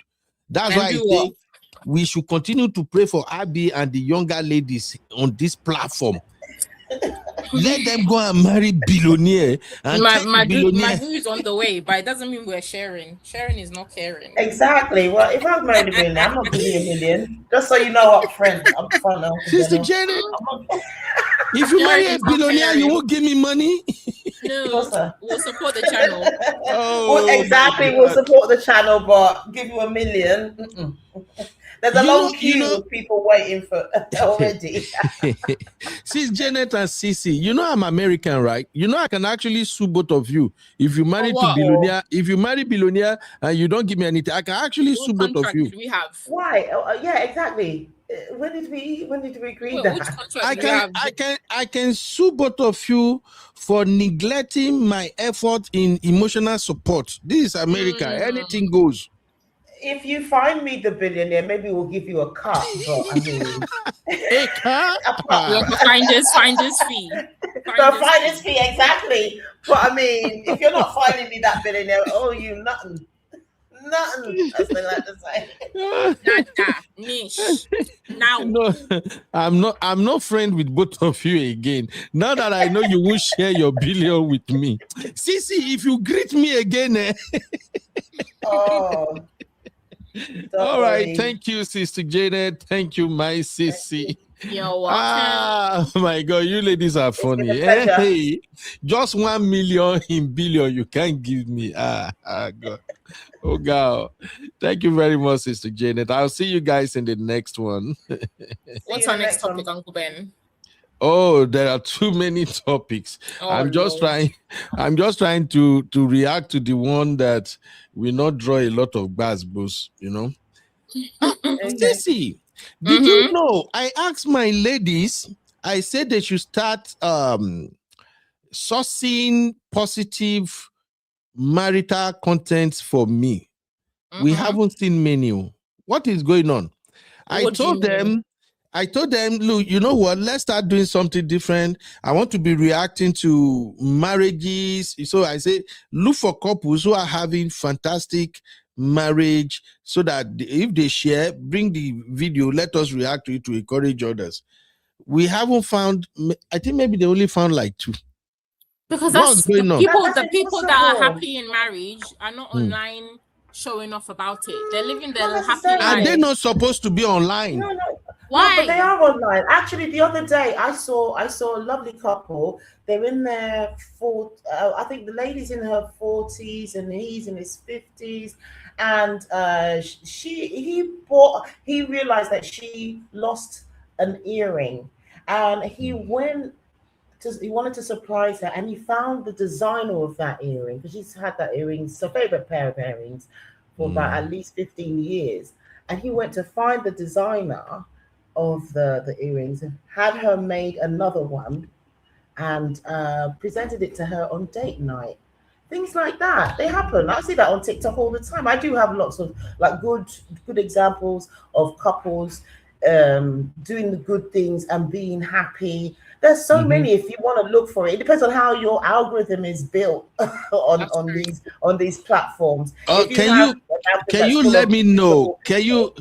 When you see those videos, Sister Janet, can you send them to this number, please?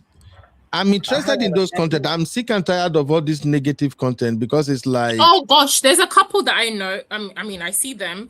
The lady is... Oh, what's the girl? They have Nils. The daughter's called Nilsa. I don't know if people know that couple. I don't know what their channel is, but I see their videos pop up a lot.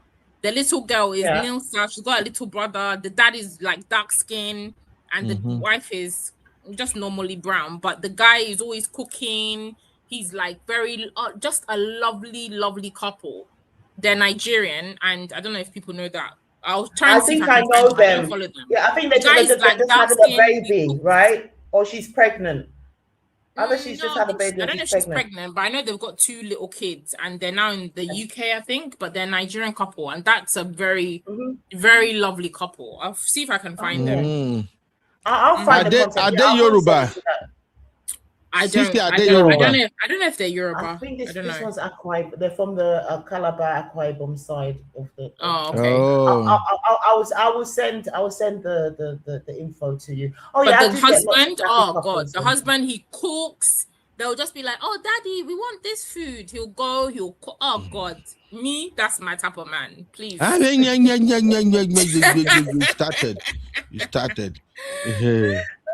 I'll see if I can find them. All right. Very cute couple. Very cute couple. Okay, I found them. Pretty. Please send them to me. I want that to be creating some content along happy couples, just to let people know that there are people who are actually enjoying their marriages. I'm sick and tired of reach that. Out to them. They're in the UK. I'd love to have them on the channel. They're lovely Please couple. send them to me. This is the people. Have them. Yeah, Pretty Means. Yes. I know them. There's quite a few, and it would be nice to actually. They're on Instagram or where? See everywhere. And then the husband they're on TikTok as well. Michael. Okay. And you just see how they behave. They don't have these attitudes of you must submit. They're not out here talking about you must submit. We've had a good show. Janet, don't start. We already had a fantastic show. Don't go there at all. Okay. But you must submit. Submit your paycheck. Submit your car. They don't have that attitude. It's so different. You know, when you see those that content, and it just makes you understand that a lot of these podcast bros just don't know what they're talking about. But it is okay. It is. Sister Mercy said, just because you are married online doesn't mean you are not happily married. Yeah, true. Agreed. True. I just want people to share more of those content to encourage people. The negativity is too much these days. It's discouraging a lot of people from thinking about marriage. So maybe if we can share more of people who actually figure a way to make it work, who knows? I'm just tired. Ages. I'm just tired. There's so many. But you won't like. Toby and Tribe says you might not like them because they don't do traditional African. And that's why their marriage is working. Exactly, because they're not traditional Africans. So you think I'm doing traditional African? You think I'm doing traditional Africans? You are self-proclaimed. That's what you say. You're always about culture, and you're always about tradition. You're always about that. So. And but we'll see. If you look at these men, they're not like that at all. I think it's good that we will do a tally. All the marriages that we'll start showing, we'll see the ones that are doing traditional, and the ones that are just doing marriage, and then we'll see which ones are successful. And I think there will be something in that research. Exactly, we're going to have to find out something. There's a certain mindset that is completely different, I believe. I think, hey, that mom of 5. Okay. Exactly. Should be a traditionalist, yeah. I think you sisters are mistaking my own kind of tradition or traditional mindset for. Okay, please. We're not going to get into it. Bye-bye. No. I think you guys are not getting it. We'll send you the content and let's dissect it when we get the content. I'll send you. Unfortunately, you sisters, you want to be with traditional men. Have a look at Toby Bakare. That's another one. Him and his wife post. Yes, they have a very nice marriage as well. Okay. And another one is Salem King.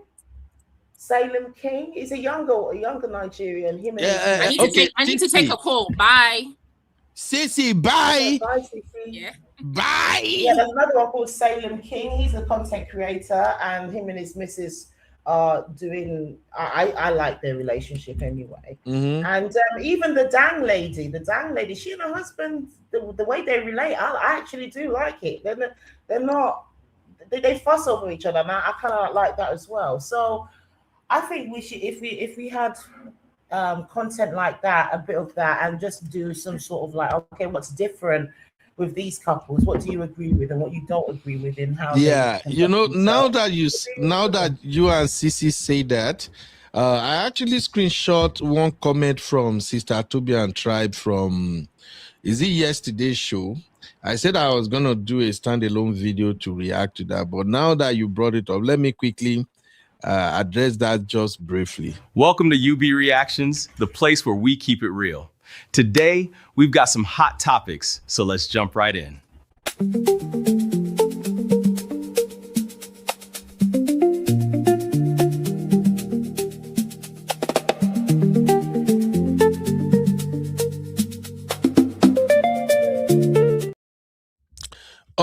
All right. I think it was yesterday's show. Sister Toby, please remind me. I think it was yesterday's show when Sister Toby and Tribe said, can traditional African man work in the West? You will still have to compromise in some situations. Now, going by what Sissy and Sister Janet are talking about, anytime I tell you guys that I'm a traditional man, I embrace my culture, my heritage, I think people usually misconstrue it to me that, oh, I am this kind of village traditional man or something. Well, let me explain. Okay, Statobi, it was yesterday's show, right? Let me explain something. When I'm talking about a man, especially Nigerian men, being traditional, being culturally aware, I'm talking about his beliefs and what he holds in high esteem. Now, to answer Sister Toby's question that African man, can a traditional African man walk in the West? Yes. Everybody, we are all traditional. All men are traditional. Let me explain. Have you seen a white man without tradition? Just show me some people who don't have tradition.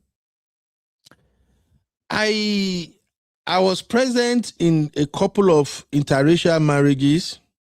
I've seen Nigerian men and women who got married to Chinese, Filipino. One was married to an Indian. And I've also seen sisters who got married to Filipinos. I think one married Canadian. Which other wedding was this one? But in a nutshell, here is where I'm going to. When I observed the wedding ceremony of the Nigerian lady who got married to a Filipino, the entire wedding process was Filipino, all true. All true. The people, in fact, I have to go and research their culture. In their culture, when you get married to them, you embrace their culture. You do the things they do at the husband's home. And this beautiful sister, medical doctor, the way they went about everything, it was full-time Filipino. In fact, I have to quickly reorientate my team members that went to me to cover the event. I have to quickly tell them, this is not the typical weddings we are used to. The program, the process, everything is different. So follow my lead. Always keep your eyes on me. If I tell you to reposition camera, everything, you have to do it so fast. Now, guess what? They are right here in America. Boy, girl, they were both born right here in America. Went to school here, did everything here. They are practicing right here in America. Why is that? Sister Janet, why don't the wife say, no, we cannot do everything according to your tradition, according to your culture? Can you please tell me, Sister Janet, why? It's personal choice. Okay. I've seen so many people marry Nigerian Please ladies, continue. and they do everything, and they do things in our way. So many of them. Actually, the Filipino example that you've just cited is actually the minority. The other day, I saw a Nigerian man and a Lebanese woman. Everyone was decked in Nigerian ashoke, I said ashoke, ashoebi or something like that. They were decked in it. They made a combination. They had a combination of Lebanese Persian culture and Nigerian culture. There's a guy that does travel content with on Instagram. Calls himself Authentic Travel. He's a white guy that married a Nigerian lady, and they do travel content within Nigeria on Instagram. When they got married, if you see the wedding, it was mostly a Nigerian wedding. There were white people wearing that agbada and all that stuff that we saw. We saw all that. If anything, a lot of people want a Nigerian wedding, because Nigerian weddings have actually got a reputation worldwide by being, fashionable. There's a lot of dancing. It's very opulent. I mean, yeah. So we have that's happening all around the world. I mean, if she decided that she wanted to go all Filipino, I think that's a choice that she wanted to do. And there's nothing to say that they didn't have a Nigerian version at one point. You know how we like to do multiple weddings if we're in the diaspora. Like I married did 2 weddings at my time. Yeah. So we have one that is maybe for the Filipino, and then we'll have one that is for the Nigerian side. So I don't think that's a good enough of a measure of how much. Maybe you're still not getting my point. The point I'm making is this, Sister Janet. The husband, the family. I'm a very, very good observant. I saw everything that went down there was Filipino tradition all true. It's okay with the wife. They are both amazing people. This guy is American to the core. And I see the relationship between the boy and his father and his mom. In fact, their family, they are fantastic. The guy too, their Nigerian family are excellent.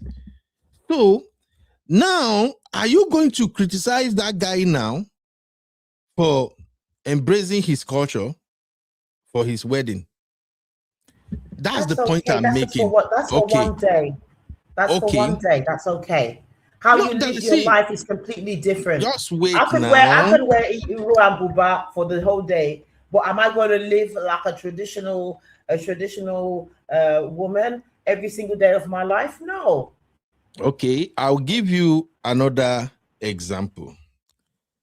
I went to do something. One woman was creating content one time. There is this Indian thing they were promoting. I forgot the name of that thing now. Very special the way they make the tea. So they hired me to do the coverage.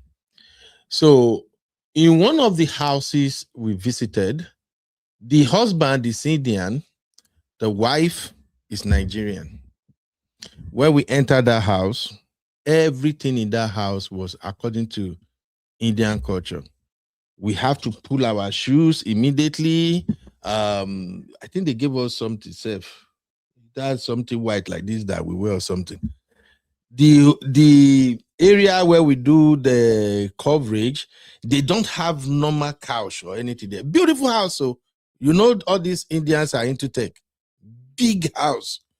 But they have that section where they just have all those small Indian chair where they will sit down, recline, all of that.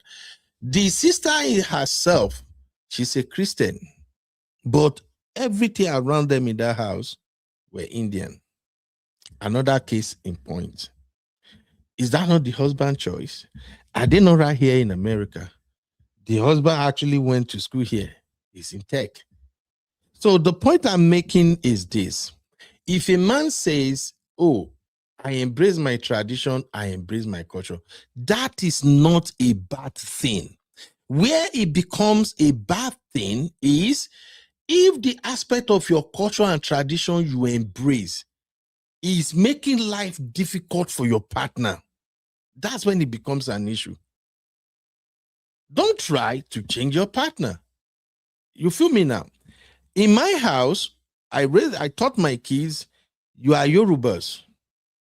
When people come to this house, especially Nigerian uncles, aunties, you can't stand up and greet them and say, hi. No, you have to greet them the Yoruba cultural greeting. I taught them that.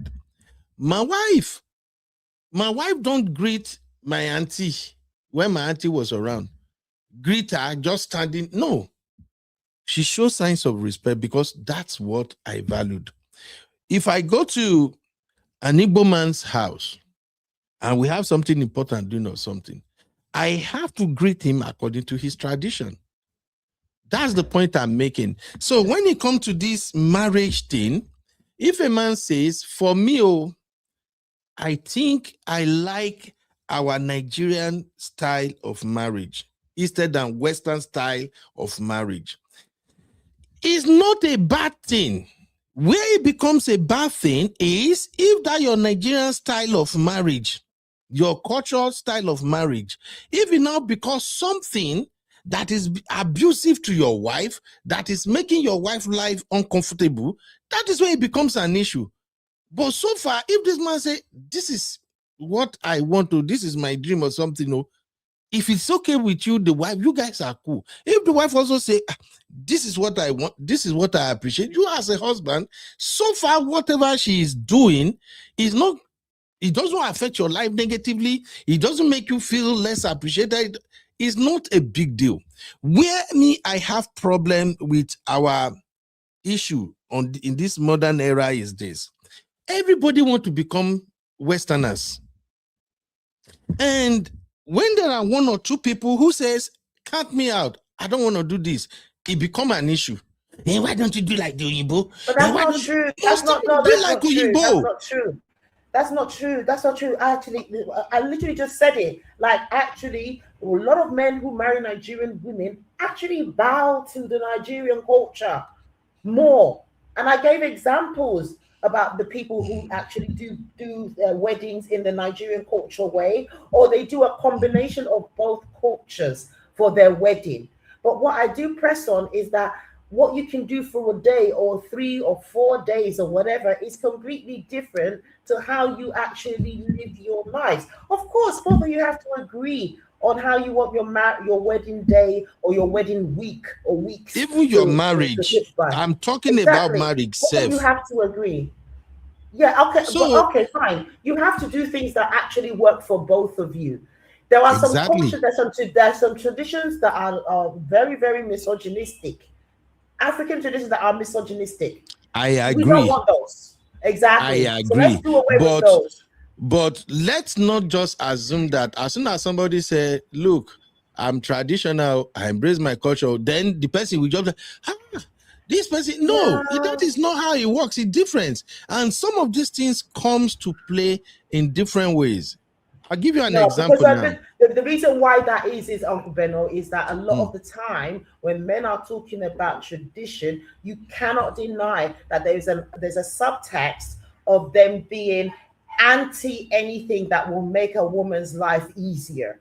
They're 100%. Anti the autonomy of women. So you can't be surprised if women then associate being a traditional man with someone that's not very nice or someone that's not very kind.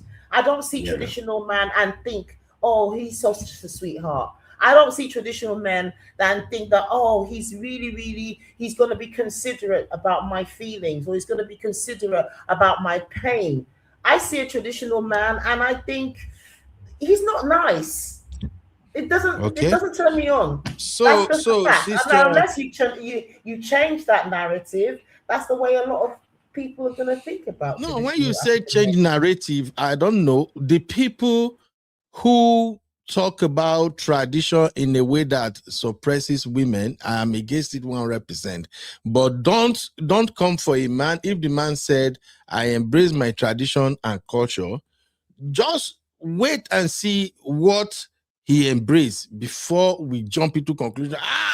That is toxic. No, it's not like that. I'll give you an example.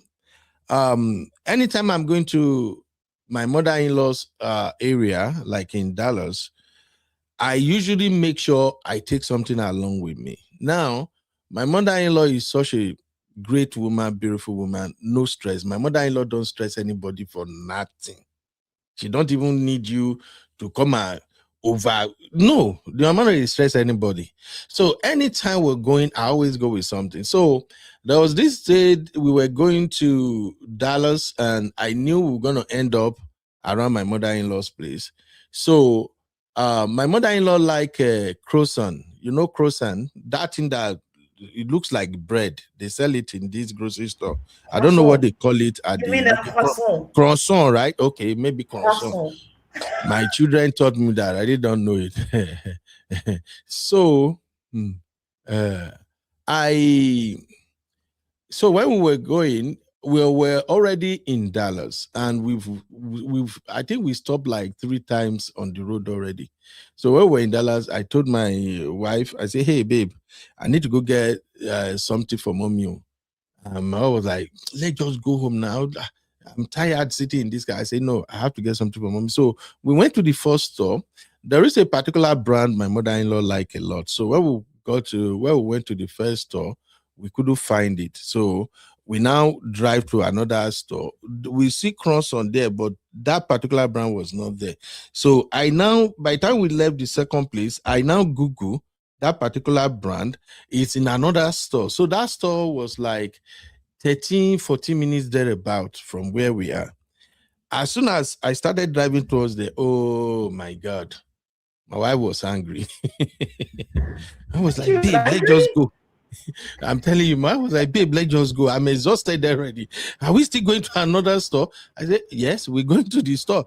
And my wife was just quiet. Then I look at her. Anyway, I drove all the way. I understand why she's angry, because the 40 minutes drive is actually like we're going back to home. The road we're coming from. Direction. Okay. Why we're supposed to be going to where we're going. So I drove all the way there. I bought the croissant, and then we head back. Then we went to my mother-in-law's place. Everybody was having my kids, everything, you know. So later, when we now went to our hotel room, I now told my wife that, babe, I don't like the fact that you were kind of irritated when we were going to the tall store. She's like, okay, why won't she be angry? We've already been to 2. We didn't see. And still, we don't want to drive all the way. But I say, no. But you know, as a Yoruba boy, I can't go to my mother-in-law's house empty-handed. Take note of what I said there. I'm a Yoruba boy. I can't go to my mother-in-law's house empty-handed. If you ask a lot of Yoruba or Igbo men, we know this thing. You can't go to your in-law empty-handed. Your in-law don't even need anything from you at times. They are not stressing you or anything. But you just know, as part of your culture and tradition, you cannot just go there empty-handed. You see, so I explained to my wife. And my wife was like, okay, I know, but maybe next time we will just check another thing we buy before we come. So that's the point I'm trying to make, my people. When we say culture, it's not like maybe it's negative or it's kind of it's something toxic or not. No. Get me wrong. Honestly speaking, it's not like that. Quaint bits of tradition that are really thoughtful and kind. And but when we talk about these things, a lot of the time we're talking very, very extreme and uncomfortable traditions that on the one that disadvantage one party against the other, and that's where we have a lot of our gospels and all that. If it's about bringing things to someone, I mean, a lot of the French would say you can't go to someone's house without a bottle of wine. A lot of people do that. Going to someone's house, taking a gift, it's beautiful. It's a kind gesture, but that not everyone does it. You know, that part of the Yoruba tradition. There are some men that don't even remember that. To do that when they go and visit the in-laws, because I have a few in-laws and I can really only probably count how many times they've come bearing gifts. Or maybe they'll give money though. That's something. It doesn't have to be. So it's just like that. There are several aspects of our culture that are beautiful.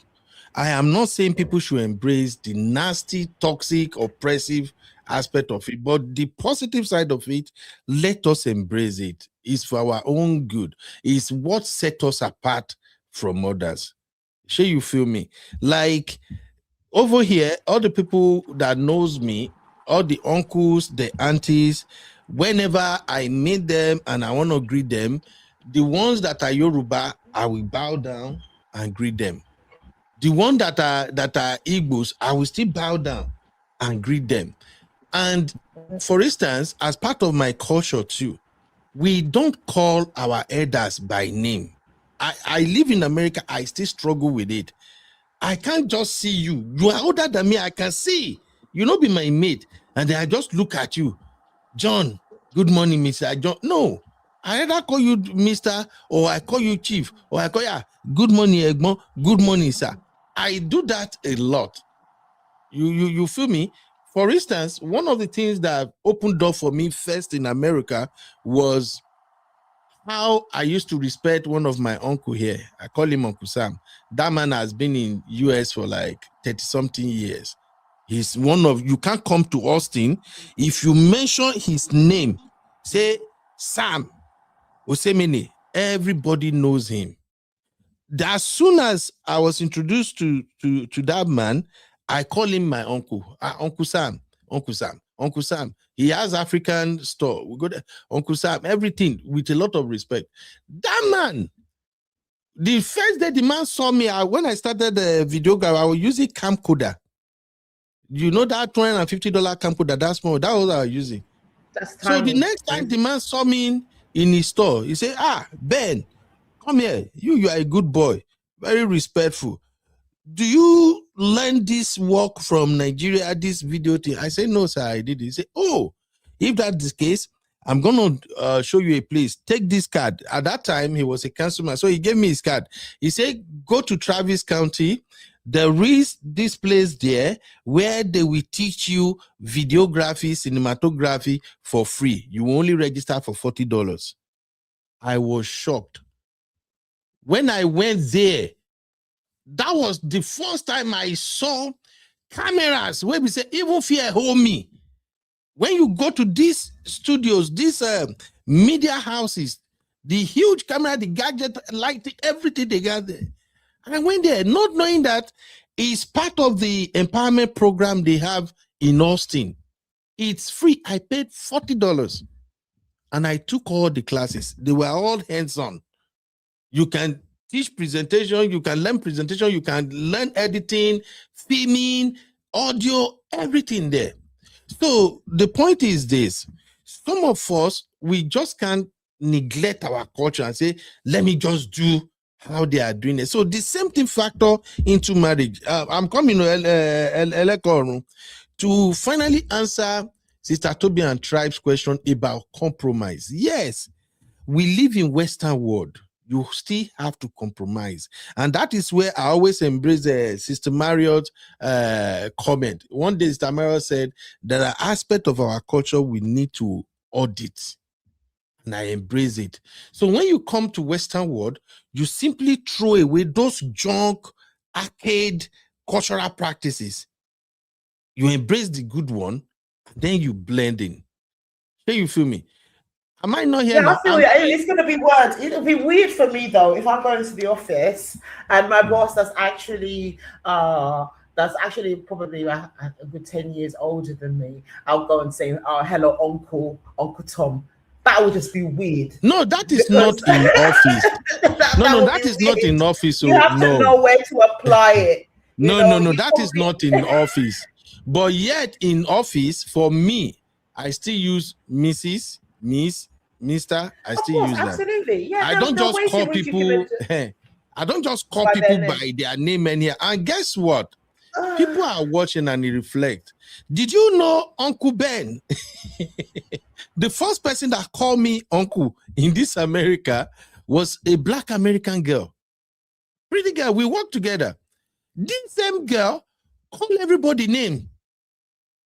But anytime she see me going, "Hey, Uncle Ben, what are we doing today?" Sometimes she go poke my belly and say, "Uncle Ben, you eating too much fufu." That's why she calls you uncle, because you look like an uncle. And I like her a lot, you know. Well, it is what it is. So please, my people, our culture is not bad. We just have to ignore the negative, the terrible aspects of our culture and embrace the good side. And we teach that good side. That's all I could say. Yes, exactly. Yeah, so Toby and Tribe is correct. So you have to compromise in certain Exactly. Elekorun, Baba, you always they come late. Why are you always coming late? I will send that beat to you. Elekorun, are you still here? I can see you, but you are muted. Hello. Lobaton. Elekorun network. Don't go holiday. All right. Thank you, my people. Even mine is twerking. My network is twerking, so I'm gonna have to. It's got a big dash, so I think I'm gonna have to go myself. So thank you. Yeah. It's been such a thank pleasure. You, Sister. You've been nice to me today, Uncle Beno. That's very kind of you. You've been very nice. Is it a crime to be nice to you? See, don't start. It's very unusual. Oh my God. I'm sure the next one might not be so nice, but it's been cool. It's really thank you. Cool. Even Abby was like, Janet and UB. Oh, it's gonna be a tough one, but see how you really just gone with the flow, and it's been a pleasure. I'm always nice to everybody. You ladies are the one pressing my neck all the time.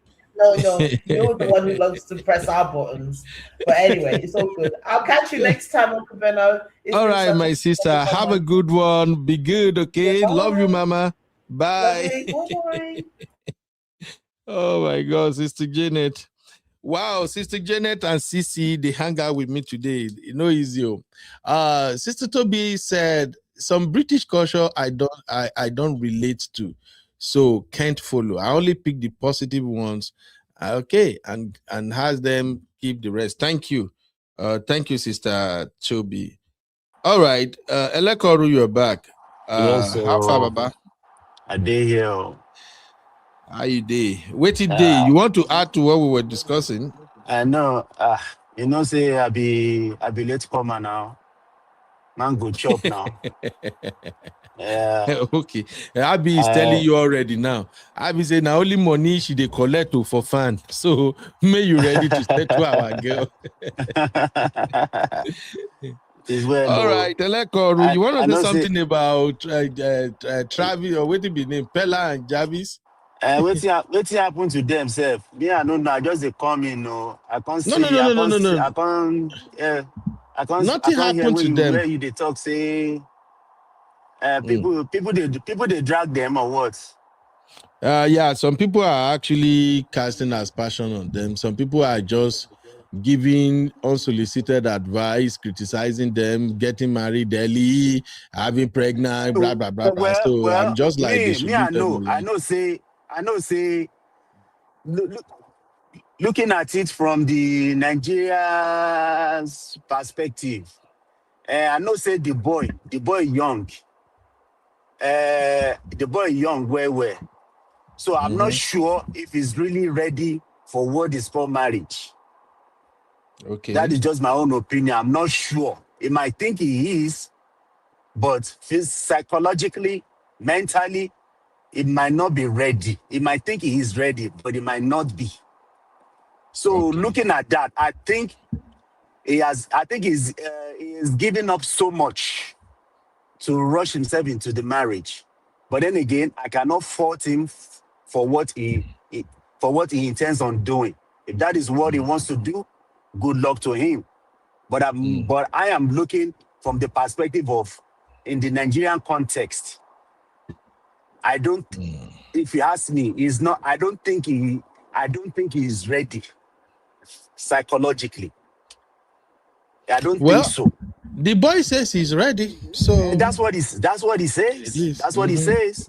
Well, me, I know. That's what he's saying. I cannot fault him. I cannot hold his hand.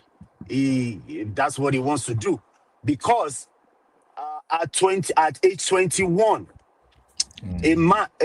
Should I say? I don't want to say a boy. That a person like at 21, as a man in Nigeria, is trying to discover himself. Is trying to enjoy his youthful age. You know, it wants at that moment you are thinking of, okay, I want to, balance my life. I want to, put some things in order. Maybe have a car, have a house, but it's not like those things define you. But at least there are some things you want to do first. To enjoy yourself first. But Eleko, Peller already has money. He has a house. He got money. So I know he has money, and I'm not disputing that. I know he has money. But me, I'm just looking. Because when you compare at 21, you are not. A man is not really mentally ready. Man is not really mentally ready for that. I mean, women tend to be way smarter. They are smarter than men. In that at that age, itself. Your network is breaking again. I mean, I don't know why people are coming out for him. That is what he wants to do. Please let him do it. Let him do what he wants to do. I mean, everybody learns. Everybody learns at every stage. So we cannot help it if that's what he wants to do. Let him learn. It will learn to get better as a person through this journey. So hopefully he got it right. Hopefully he got it right. He will be okay. Right. Yeah, he will be okay. Yeah. So I think both of them will be okay. I really understand why people. I understand why people are kind of skeptical about them getting married this young. But for me, because as a 21-year-old man, I would still say, please enjoy your what do I call it? Your oneness, or enjoy your youthful age for the time being. Before you now proceed into the marriage, because marriage. What if he enjoy and miss the woman for him? What is the what? What if he say, let me enjoy myself, and then he now missed Javis, and Javis could be the one God have really created for him? There are many Javis out there. No, that is where I disagree, my brother.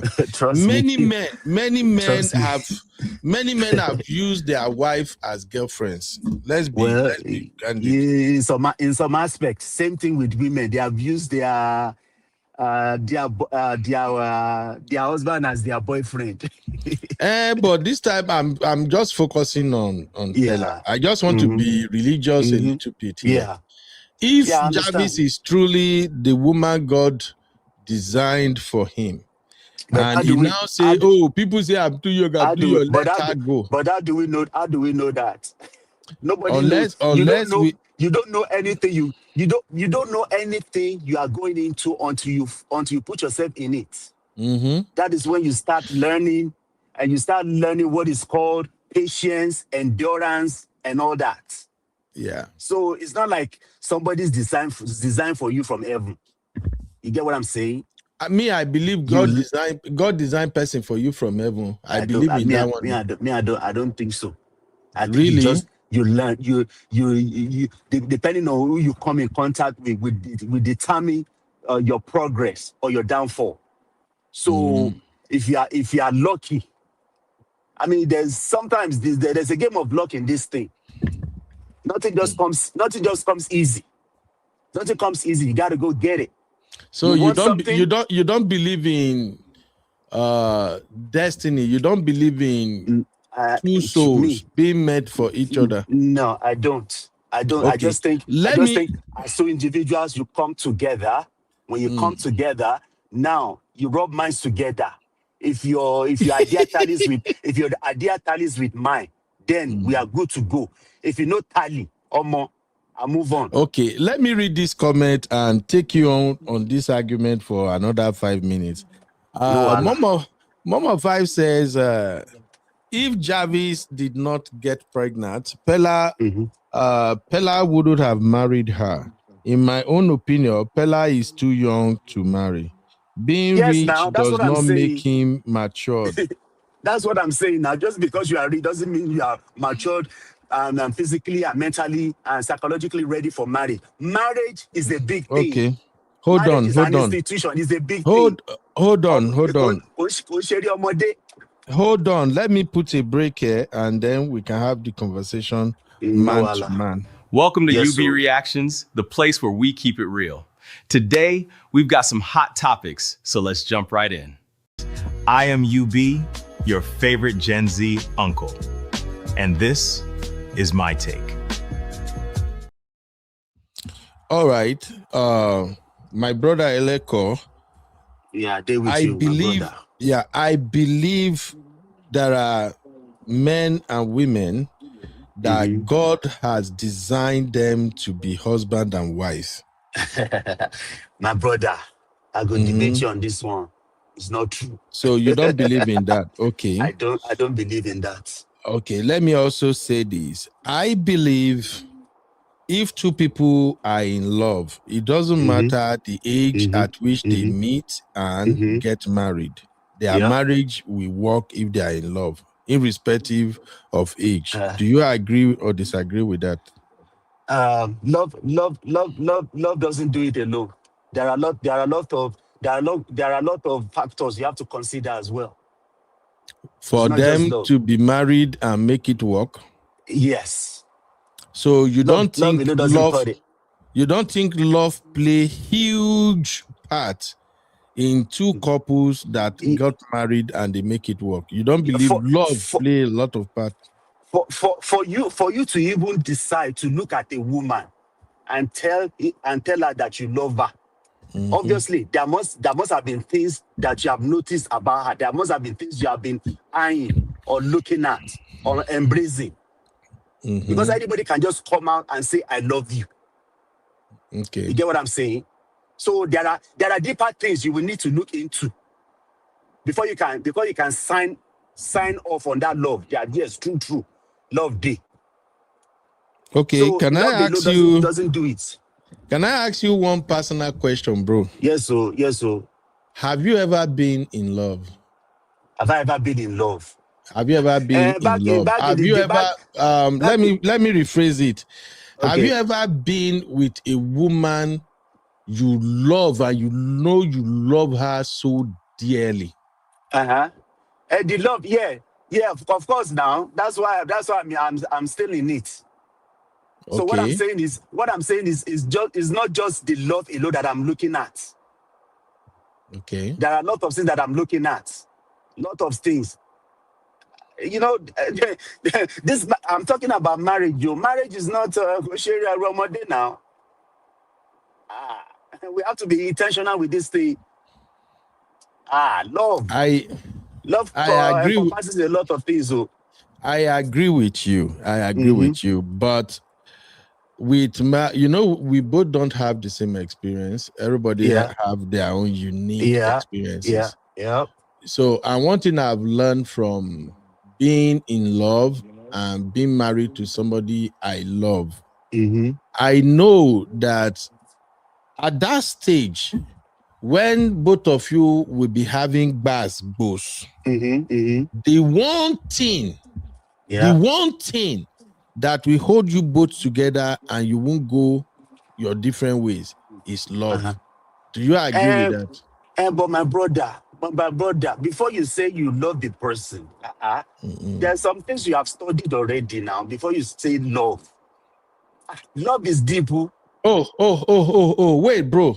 What you are saying is you do not fall in love with a woman naturally. It is the qualities you see in that woman that makes you fall in love with her. That's your point, right? All that will come together. They must come together. They must mesh. They must come together. Okay, so it is if you don't see those qualities, you can't fall in love with the person. No, right? I can't fall in love if I don't see those things. Okay, so in other words, you are the one who determines when and how to fall in love with someone. Is that what you're saying? Yes, now you determine that. Otherwise, why do fools fall in love? Okay, that means you have not. Would you agree with me that what you have is mechanical love? What you have is. What do you talk? Would you agree with me that what you practice is mechanical and conditional love? Would you agree with me on that one? Mechanical, okay. Not be mechanical. Okay, conditional is conditional love. Then, do you agree with it? No. It can't be conditional for me because I know what I want. I know the qualities that I'm looking for. If I see them, now, thank you. They get green mark. Now be say I go love. Eleko, thank you for restating what you said earlier again. You said you have to see those qualities. If you don't see those qualities, you can't be in love. Is that not what you say? Yes, that's what I'm saying now. You are describing conditional love. Conditional, be everything. Okay, if you put it like that, then everything get condition for life. Now condition. If I go love, that is conditional love. The love. You're right. The love me I'm talking about is when you even find it difficult to explain. You just know that, oh, I love this person. I like this person. Like if some of those things about this person is no longer there tomorrow, you're still going to love that person the way you love them first. That's the kind of love I'm talking about. Let me put them like this. I go weigh the options, whichever one weighs most. If out of 10 things, right, and I not gonna see 5 things again, or maybe I not see 6 things again, but out of the remaining 4, the ones that really weighs the most out of all the 10, if that still drives me, then I can still keep the love. I can continue to love. You can yes, because if that thing weigh most, if you can't get lost, or more, now they say the love don't lost too. Okay, my brother, do you understand what it means when they say to love somebody for who they are? My brother, yes, I do now. I do. Okay. I do. So it comes from the heart, deep down. That's where it comes from. So I mean, subconsciously, we are doing our markings. If we say we are love, we love somebody, we are still doing that. We are still marking something that we are looking at. Wait, okay, checklist, Siri. Okay, this one. Okay, she get them correct. Okay, that one, she get them correct. Everything is still all conditional, regardless. No matter how we look at it. You see, when you cannot just come in the open and say, I love you. I love you for what? No, now. Just love like that. You not go check your register. So that is how you fall in love, bros. My bros, you have to check your. You have to still make reference to your register. Okay. I tell this person I love this person. Okay, what are the things? What things did I look at? What did I look at to say yes, I truly love her? I still have to look at my register on my brother. Love one thing. Don't be small joke. Okay, let me ask this, my brother. Has anyone ever broke your heart before? Any girl? Yes. Now that one no be new thing now. No, but have any girl broke your heart before? Yes, I've been in love before. My heart was broken, but what man go do now? I go dust myself off and move on. Before the person break your heart, did the person tells you why he's going to break up with you? Of course, they won't tell me now. We just see him. But yes, we don't fall out of love. You know. That's why I'm saying that some people. That's why I'm saying that some people are I mean, people tend to be selfish when it comes to this love thing that we are talking about. You know, you are saying A, you are saying A. She is saying A, B, C, D. So Eleko, what you are telling me is you cannot walk into a space where there are a group of women, and you will just see one woman there that you just kind of love her just for seeing her alone. Well, let me put it this way. The look is one of the attraction that I'm getting. Okay. That's one. I don't mark my register, but yes, she's beautiful. But as we come, they converse. If the conversation they gel, now they say, okay, we take it to another level. But if the conversation they go south, or more, now they say the love don't disappear. There's no more love. There's no more connection. Because it's the first appearance lures you into that conversation. Yeah, when you not get there, that's the number one. It's a layer thing. You can't it's like you're laying blocks or laying bricks on top of each other. Okay. So that's how it is. Okay. Is Tolu a man or woman? I think this should be a woman. No. Tolu, that's a sweet name. Tolu said, I agree with Eleko. Same here. I love with my brain first, then heart follows. Oh, Sister Tolu, you are a woman. Okay, good. He said, I love with my brain first, then heart follows. Have you people experienced genuine, untainted, natural love? Because this thing that you guys are describing, I see even Sister Janet say she agree. All this thing that you guys are describing, it sounds like when people don't fall in love naturally and they actually look for something to attract them before they will say, I love this person. I don't know how to put it, but the love I'm describing those love you experienced when you were younger, when money wasn't a factor, when status really don't matter. All that matter is you just see this person and your heart long for that person. Those are the kind of love I'm describing. Eleko, are you still here? I can't hear you anymore. Or maybe your network. So those are the kind of love I'm describing. But to be candid, I agree with everyone who says they take their time before they fall in love, because a lot of people has been used. A lot of people have fell in love naturally with a man or woman before, even when they were younger.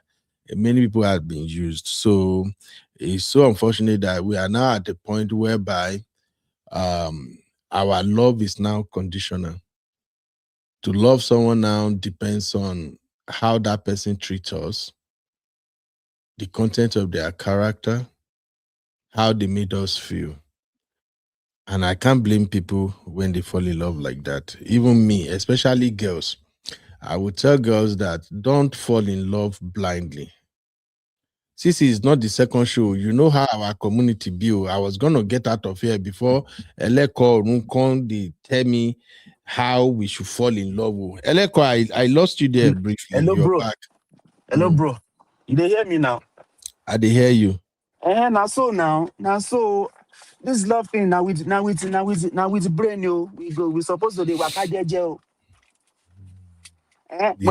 When we talk about the love where we they do when we were younger, like when we were in our teenage years, and that one shere. Okay, let me ask you this, Eleko. Do you think you can replace the person you love? Do I think I can replace the person I love? And that goes for everybody in the chat too. I will check the comment. In what context? Do you think? In what context? Like you truly love this person? All of a sudden things don't work out. Like you guys just find yourself in a situation whereby you have to go your different ways. Okay. Or you love this person. Do you think you can replace them? To replace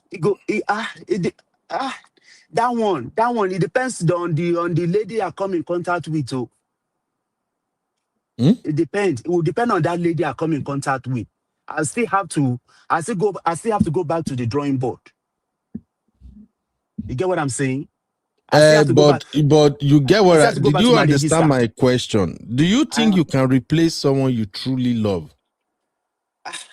Everybody, to me, the way they look at more, everybody is replaceable. Everybody is replaceable. Yeah, replaceable. Yes, so.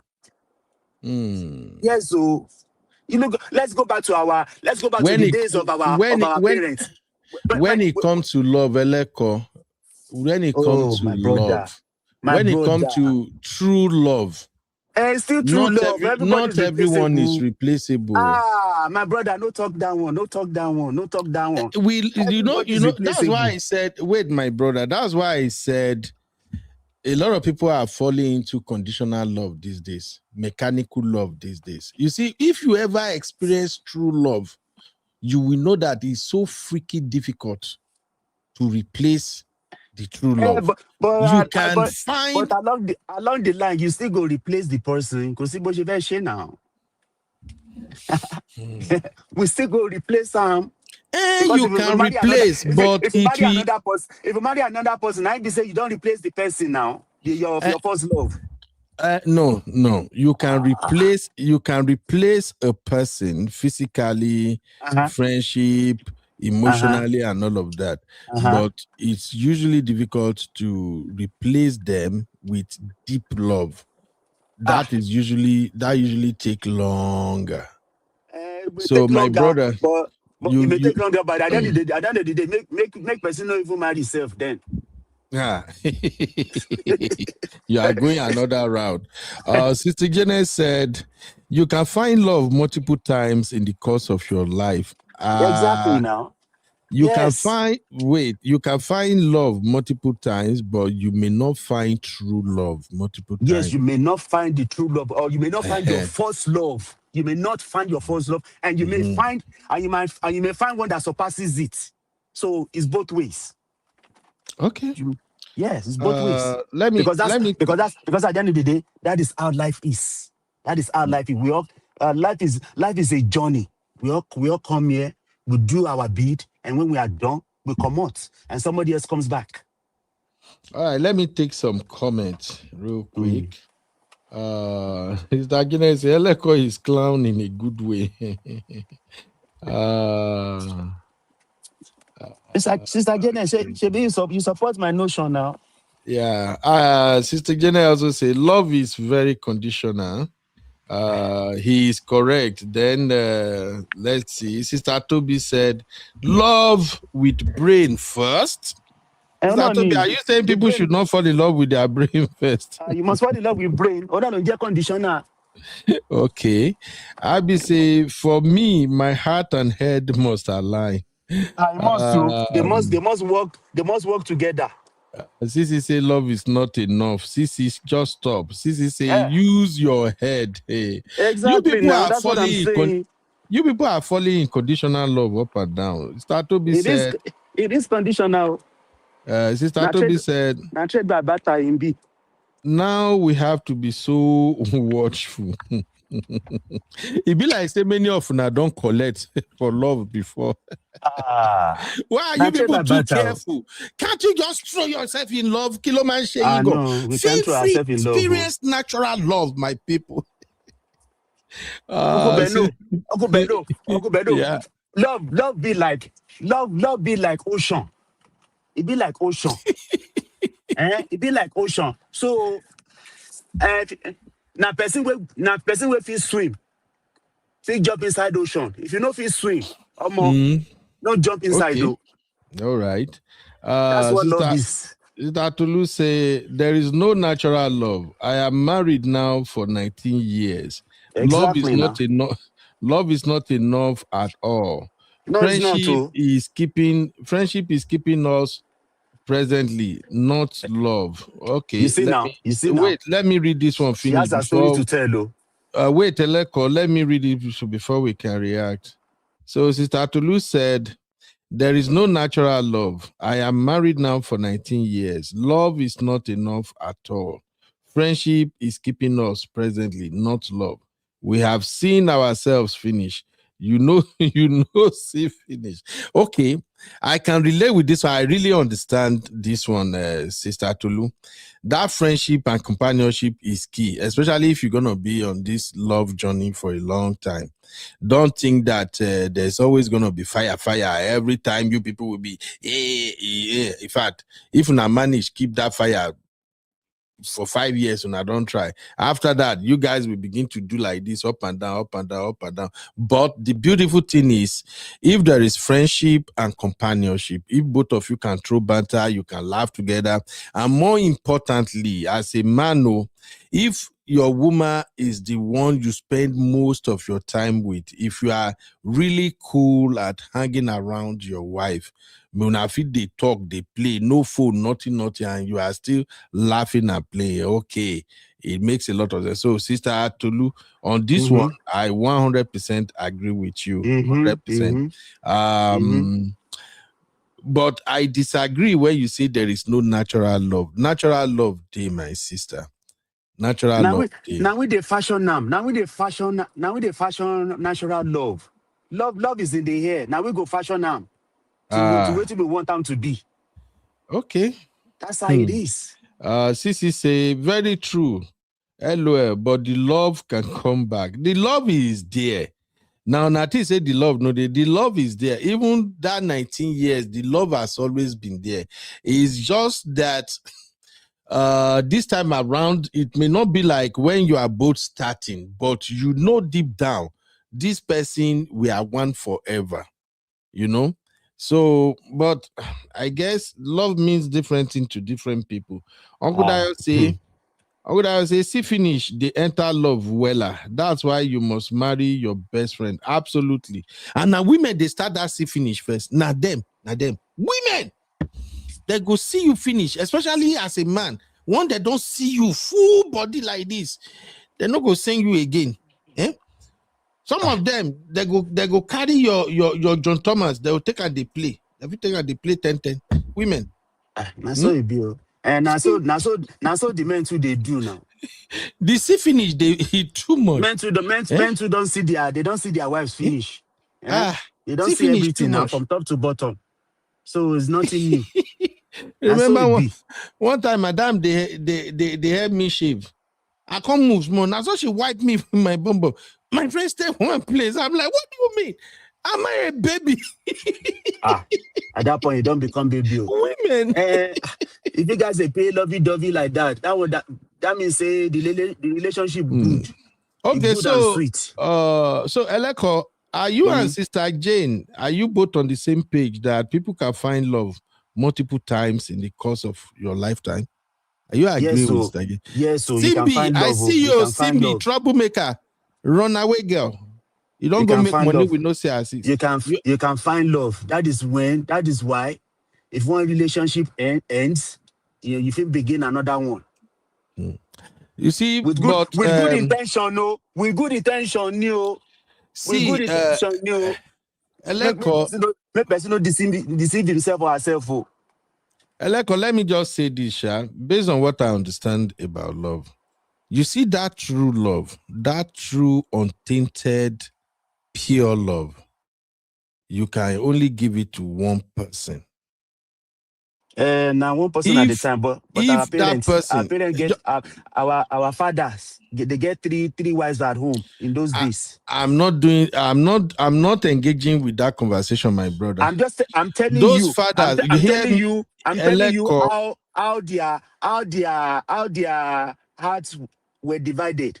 The heart was never divided. Eleko, don't let us preach what is not there. I'm not preaching. I'm just telling you what we have seen. Our father that are married to 3 wives, they don't love them. Let's call it what it is. What they are marrying is pekus. Most of our father, I'm sorry, most of our father don't even know what love is. Yeah, from Nigerian context. They only fall days, yes. in love. They only fall in love with what is before them. And I'm telling my you, brother, somebody, say this man marrying 3 wives, say it be part of our culture for Africa. Now African culture now. Even if you say African culture, does that mean that they love the wives? Is that not the reason why we are not doing it now? Because I don't understand the conversation you are trying to have now. We know if you drum because it costs money. No. That is where we may be differ. When it comes to marrying 2, 3 wives, it's not really money that stop a man from marrying 2, 3 wives. In this day and age, my brother, you must have money. I disagree with you on that one. Okay. I disagree with you on that one. We can have the debate another time. Money really don't stop. Money don't stop a man from marrying 2, 3 wives. There are women now. I know. Hear me, my brother. There are women now that makes their money already. There are women now that just want to be attached to a man to just say he's my husband. Yes, I'm Mrs. So yes. Don't say money. The point I'm making is the majority of us, I'm talking about men my age, your age, and the like. The majority of us that do not embrace that stupid polygamy way of life is because we know say na nonsense. Now they inside them. So I'm just trying to counter your point that if our father can marry 2, 3 wives, it means they then divide love into 3. There was never love in those fathers' marriage. And I'm telling you, as somebody whose father married 4 wives, my uncle, each of my uncle, they were all married 3 wives. Growing up, I know. I never understood what I was witnessing between them until I became a man and I fall in love and I got married. And then I started thinking back before I now realized that what my uncles were having is not love for those wives. Okay. Is what is before them. Enjoyment. Oh, this enjoyment. one, he shake body. That one is not really love. So I don't buy it. Don't say our fathers are loving those women. 3, 4, Eleko. They are not. There is no love there. People don't evolve. People don't evolve over time.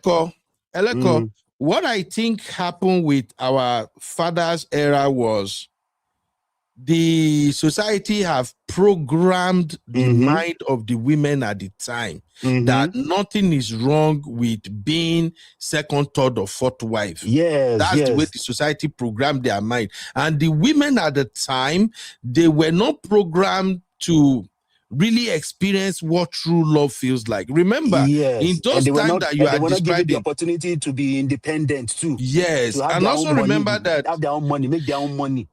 Those times that you are describing, that was an era whereby a man can approach your father as a woman. A man can approach your father that they want to marry you. And if your father and mother agree, that's it. Of course, you don't have a choice. I know that. That was what was going on back then in those days. And people in the 18th century, 19th century, and all, Okay. Those were that was their lifestyle back then.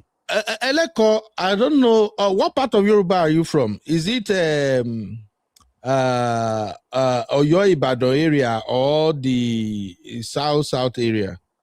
No, that the Ogun. Ogun, okay.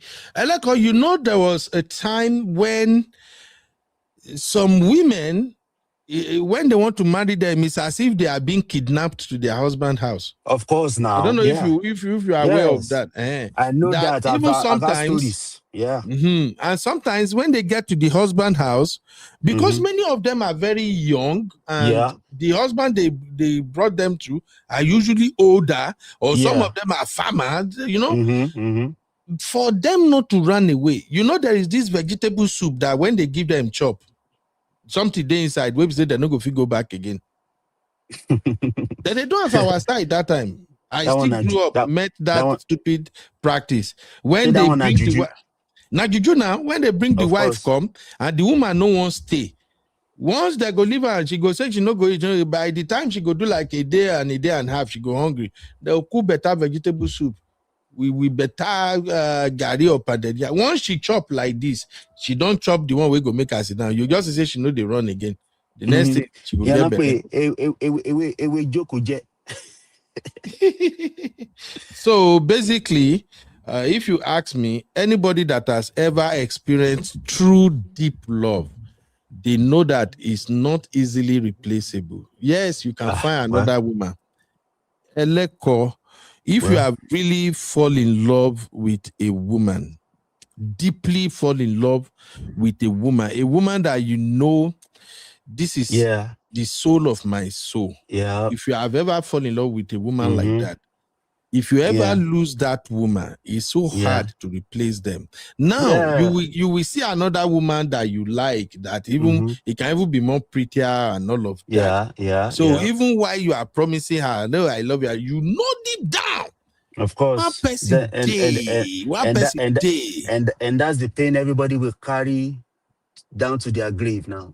Yes, so me, I love pure love, because some of the things I've come to learn about loving someone genuinely, I can't explain from you can explain it, but I can explain from a man's perspective. I'm a lover boy, and one thing I've learned, that when you love a woman deeply and genuinely, there is just something about her that you will feel, if I lose this woman, I don't think I can find another one like her. You get what I'm saying? Yeah, I understand completely. And that is why, for me, sometimes I would say that type of women, that they type want of a love jackpot. is what we are looking for. That type of, if we can find that type of love, that's good. That's good, you know? on both genders. So. And I pray you experience it, my brother. In fact, give me your wife number. Your wife, make she help me pump you with that type of love, so that you know go the talk say, hey, irreplaceable, now you go move. Bro, you can never replace a good woman that truly love you and you love. You can remarry you. You never know. But you never will know struggle with that replacement. Until you find another one, then you be the judge. Until you find another one, then you be the judge. You will start judging. Okay. When Let you me go take back to this your comment. You go back to your checklist. May I read this comment real quick? CB said, I am not a Peller fan, but at least he is much better than most men in their 30s and 40s who are afraid of commitment. Simbi, don't come and threaten us now. No open our iron show. And that's why I said, I love what Peller and Javis are doing, because there are many, the people where we even making case for. Many people that were making case for, say, be 30, be 35. Most of them are bag of problem. Women are out there now. Men are out there. You pick some of them. The way they behave, you will be wondering, at your age, are you normal? So sometimes now the economy don't affect them too. So they can't lose their sense of reasoning.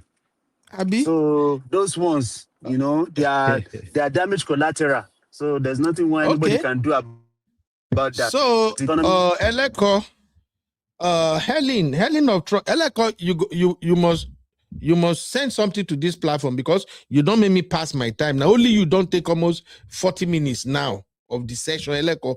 Okay. But Eleko, look at this comment. Helen of Troy said, love is a choice. is not about feelings. I never heard this one before. Eleko, which one is love is a choice, Helen? Like, is your choice to love someone? Koyemi, somebody should explain this thing to me. Okay, when I come back for second show, hopefully Abi go day free then. Maybe Abi can explain this one for me. Love is a choice. It's not about feelings. I don't understand this one, honestly. Are you saying you made a choice to love someone? Is that what you're saying, Sister Eileen? Hey, Mama Darom. Okay, Eileen of Troy also said, I have been in for over 20 years. Oh, Eileen is a lover girl. Oh, 20 years in love.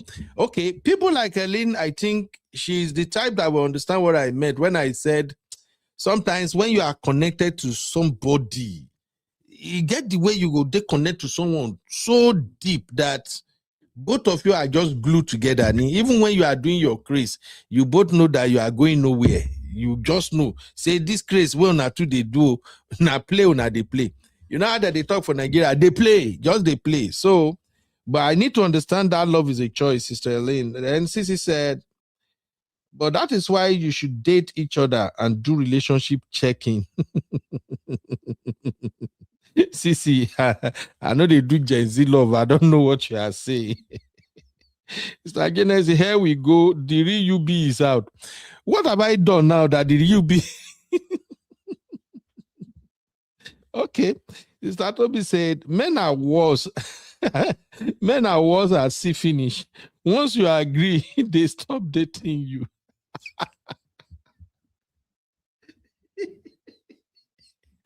Sister Toby. I beg now. Why you be saying a comment you not they do now? Show don't finish. Sister Toby, I know understand you. Well, if I understand this one, may my bottle of Bora Bora break. Yeah, my bottle of Dom Pedro make it break. Stop accusing of Sister Toby. When we do, as soon as we toast una finish, una do all the yanga finish and everything. As soon as una say yes to us, una know they greet ginger us again, self. All the sweet is one that they do, we make us they chase una know they do them again. All the sexy look, una know they do them. Now the day where una brain just tell you, say, okay, make I just give this man some flavor small. Now I go just do so. Sister Toby, before you accuse us, first of all, turn the mirror on your people first. Oh my God. I guess a slap on the bum is actually quite hot. Sister, again, I'm a chief. How you gonna slap a whole chief for bum? It was sexy anyway. I'm just kidding. Sissy said, I agree with you, B. After that one time, you will be cautious, or you won't be so open to love that hard again. So it can only be a one-time thing. Absolutely. It's hard. And especially when you have built together, when you have been friends, when you see, this is why I used to tell couples that be silly around each other. Just drop your guards. When it comes to playing, just drop your guards. Just feel free. And don't worry, the series that I started now, hopefully people will like it. You will say, I will share some of the things that I have learned.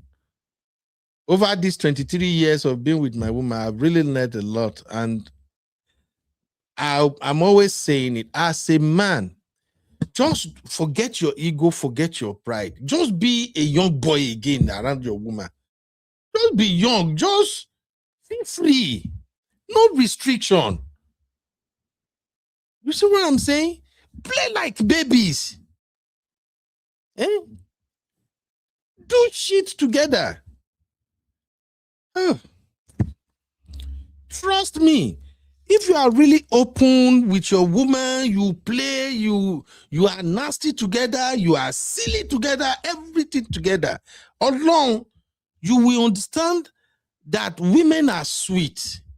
Even you go begin feel yourself. You will be happy. playing love. Alone. Walaitalai. Okay, well, we cannot teach old people how to play love anyway, but please feel free around your woman, feel free around your man. I don't know what they hide for each other. Do you know there are some men that can't really stand and watch their women take shower?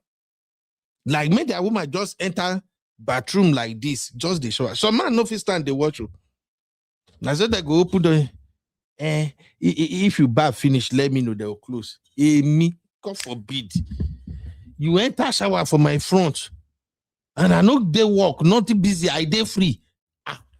Auntie, Emini man, you ain't go. Na me go take sponge and rub your back. I told you, be silly. Be fun around your woman. You know, say your woman won't go party. She don't begin the dress. Bros, that is an opportunity for you to go and touch free Bobby.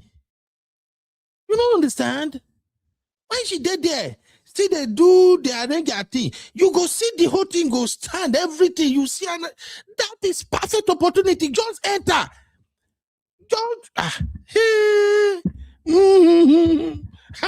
I know my person. Oh, dear, master, once they hear my voice, I don't know what's wrong with you people. Be silly. Eh? When you want bath, pull your cloth as man. Do it. Let your madam even grab your thing, take and they play there. It's just fun. You will go outside, you will be forming outside. You dey inside house again. You are forming for your wife. What is wrong? You people have a long way to go. You have a long way to go. The more you play together now, you will see the result later. And I keep telling you guys, I'm learning every freaky day. All these things where the uncles are sharing, I'm learning it too. I just told you, this vacation where we did now. Now this vacation now I see say, I don't really learn no, because this time around, now me and madam now we spend straight 2 weeks together. Only me and them. And trust me, no dull moment. I miss my children, like the Wala, all those things, they bought. That 2 weeks kind of give me a picture of what life will look like when these children run away. Because now around me, I believe that they run away. Once they go college, notice that they come back, come follow you, they do this thing for house again. They are gone. They will only come and check on you once in a while. Or by the time they start having children, they feel carry children, can't give you, may you babysit. So please, feel free with your woman. Woman, feel free with your husband. Una too they form. Now no they free. You can't see me. Some husband, you enter bathroom, one bath, you lock door. For what? When only you and your wife they house. Eh? I don't know. There are just too many things you can do. Do you know one thing I also find interesting? If you are really free around your woman, have you tried helping your wife lose her braid? Bros, try and come tell me how you feel. Alone, just try, sit down. May you help your wife lose her braid. It's so fun and very relaxing. Although the thing, the quick lose finish. I complain at times too. Once I don't lose. Because as I lose, by the time you go see, the thing still there, it go be like say, they lose, But it's just fun. When you did there, they lose the braid. Una go, they play, watch TV, do something. Oh, they come, don't go be boring, no. When we say love is not about kerewa. Most time, love is about what you do together. How you make each other laugh. As a man, learn to be a comedian. Figure how to make your woman laugh. As a woman, figure how to make your man laugh. Make una too, just they do una own craze, they go. All these things are fun. Alone. Okay. Who want here? Make it here. Anyway, now carry me go this route. Let me just be going and I'll come back later. Uncle Dio say, you be that Shami the woman to marry by fire. Okay, that's shaming the woman to marry by fire by force. I strongly resent that. Okay, when I was talking about that nonsense thing where those our papa them be they do. Start to be say, me too, if it's not pure and true, I don't want. Honestly, I pray by the power of Almighty God that everybody will experience true love. Honestly, true, pure, untainted love is so sweet. Olom, it's so sweet. If you want to know if you and your person are experiencing true love, pay attention to what you do when money no today. If you can still be happy, like money no today, maybe you don't pay school fees, you don't pay rent, you don't pay everything. The money will remain is not much. And both of you are still happy. You spend small money, you are both laughing and just playing together. The amount of money you are spending is not determining how much laughter you people will have. That is when you know you are with somebody you truly love. Because sometimes some people don't even know if they are really in love with their person. Some things say, oh, maybe one magical thing will happen to now show you. No, just pay attention to certain things. You will know you are truly in love with that person. Okay?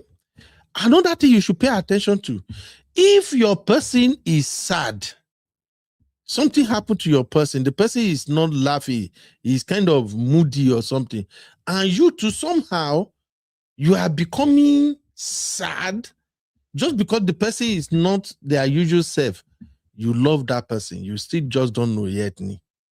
You still don't know. And for women, if you see your man acting like baby around you, don't take it for granted.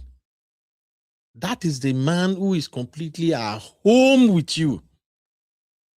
That is a man who believes you're not just going to read negative connotation into whatever he's doing around you. Well, I don't know. Me, I no be love expert, but I just want everybody to feel this happiness and joy that comes with doing life with someone and not making life difficult for each other. That's why I keep saying, as a man, if your wife or your woman is not happy around you, bro, you got to do better. You are doing a terrible job. Forget the money you are spending.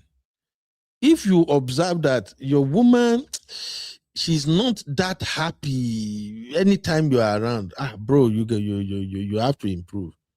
And it's not money. It all boils down to how you make her feel. If you can make her feel happy, feel appreciated, feel love consistently over a period of time, then you begin to see a different type of glowing. Anyway, it is what it is. Jennifer said there are plenty everywhere. Arika will say economy shouldn't affect anyone if you are intentional. Okay, you and Elena on the go back and forth. Arika, Sterling said you choose to love someone regardless of what they do or how they make you feel. That's a good one right there. Sister Jenna said there are aspects of love that entails making choices. Sister, you guys should come back for a second show. Come and explain the choices for me, because me, I don't understand the choice and love. If you are talking about making choices not to hurt your partner, making choices not to do things that will bring pains to your partner, I 100% agree with that. But if these choices is about choosing when to be a good man or woman to your partner, I no get them. Start Janet, man, leave me. I no get them. I like how you were looking for the link. Let's do that on the second show. I've already gone past my time on this one. Sister Tolu say that's if the other person feels the same way. And you have a good point, Sister Tolu. You have a good. There are a lot of people that don't feel the same way like their partner these days, but On that one, Sister Tolu, this is what I can share with my people. I can share this with my fellow men. Maybe women will know how to tell them. See, let me be honest with you. Yeah, I'm going to be vulnerable for the sake of this lesson. It is not every time my madam wants to play that I also want to play. It is not every time she wants to watch a movie that I want to watch a movie. It's not every time she wants to go out that I want to go out. But this is what I do. Once I noticed that she wanted to do these things and the thing, she's excited about it, I play along. Anything, that's just what I do most of the time. Hey, babe, there's a rodeo day. I think say this weekend I won't go to rodeo. That weekend, I may actually have things lined up. Here, we have soccer feed in the morning. Every Saturday, we'll go soccer feed around 8:30. We go there till like 12. Men, when we come out there, sometimes we go where we go shy you small. Come out there and all that. But for me, if my madam say, babe, rodeo, I'm already ready for rodeo. To God who made me, sometimes I'm not into that rodeo shit. But just because I see that, she says, I say, okay, babe, let's go. Now, what I later found out is, as soon as I follow her, I go, and I'm even going to enjoy the thing past person will carry me come. And this is where I usually agree with a lot of our sisters on this platform when they say women should have their own money. Because one thing I know with my own experience and with the person I'm doing life with is that if Isheme will go like that, she's not saying, babe, let's go, because she wants to spend my money. No. She's willing to pay for whatever she wants to do. But I just guess she wants me to come along so that it will be fun for both of us. So sometimes when I'm not in the mood, I try to just play along. So that is the advice I can give to my fellow brothers. Just do it for her. And sooner or later, she too will do for you. There are places I drag my madam go at times that ideally she no go. And I know say the only reason she is at that space is because I was going there and I drag her. So you just have to figure a way to make this thing work. Okay? And as time goes on, your goals, your interests will begin to align. You will begin to do almost the same thing because you are all doing it together. I rode the AVT, what they call that bike this year. Never occurred to me say I won't go ride on. So, but when madam said today, we're doing AVT, we must ride. When we got there, that's when I found out that shit was so fun. I've come back now. I don't check. We have like 3 spots for where I live. I never know that thing was so fun and interesting like that. So I can only advise my fellow men, please, just like Statolu say, that's if the other person feel the same way in everything, just do it. Just do it together. Okay? Do it together. Thank you. Uncle Dio said, when they say love is choice, that love is mechanical. You have a choice to love or not to love. Exactly, that's what I'm thinking. That's why I said maybe they will have to educate me on that one. When you say you have choice, what exactly do you have the choice about? Are you choosing when to love somebody and when not to love the person? Because me, I don't know how to love like that. My own be say, I love you. Yes, when we have issues, we have issues. But that love is not going anywhere. That is one thing. The love is not going anywhere. I be coconut head. There is no way we won't have issue. Even if you are my friend on this platform and you and I will never have issue. That means you have not really been sincere with me. If you are sincere with me, you will know that you and I we go back and forth. But it's natural. That doesn't mean that I still don't love you tomorrow. That's just the way I understand love. You know how many times this Abby don't press my neck for here? Abby, CC, or many of my sisters here. Only babe. Which one of them never pressed my neck, self? No matter how we argue, I still love them because it's just at the moment. That's the same thing me, I understand. So when people say, Una go explain that choice, make I never go too far. Arikemi say, I agree that love is more of choice than feelings. I can choose not to love someone. I can suppress the... Yeah? Arikemi. See, Arike, when I think say he be lover girl, you Arike, you they choose when to love and when not to love. Arike, this is sounding like UK love. Oh. I'm just kidding anyway. Yo, Sister Chinye. Sister Chinye, which can you never press my button? Eh? How many times I don't trigger you when you come up for work or come calling? Because it's so damn wrong.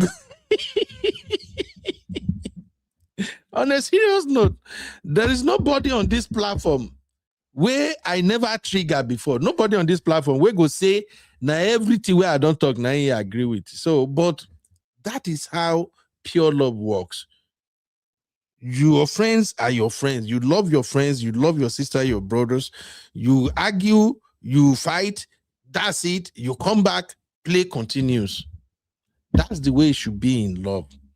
If you can replicate that in your love, you will see the difference.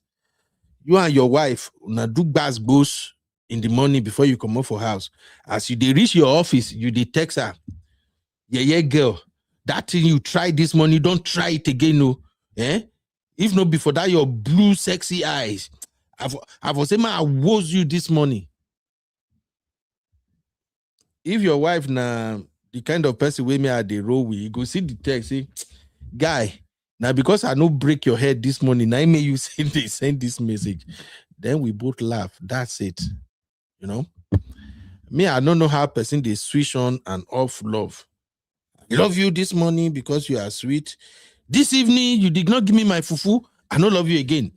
I switch it on or switch it off. Una go teach me something for this internet space. So, Mr. Ellen say, you be the choice is loving them regardless of the moment. God bless you. Sister Troy, you are getting first class ticket to Bora Bora.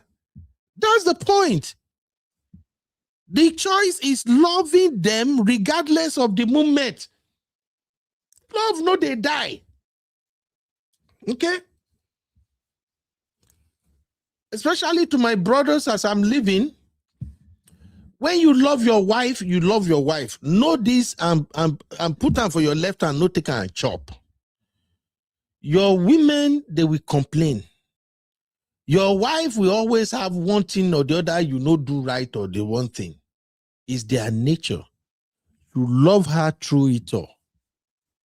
Okay? If you are somebody like me that procrastinate around the house, your wife won't make you do something, you know quick do them. Yeah. Those wives, they will come for you.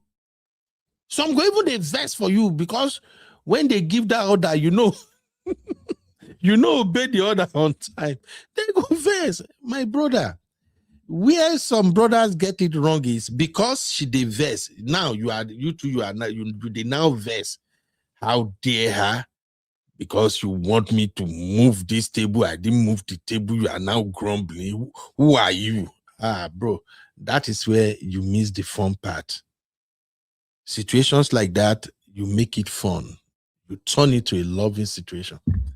You know, me, I go do am if he late, but trust me, I'll still do am.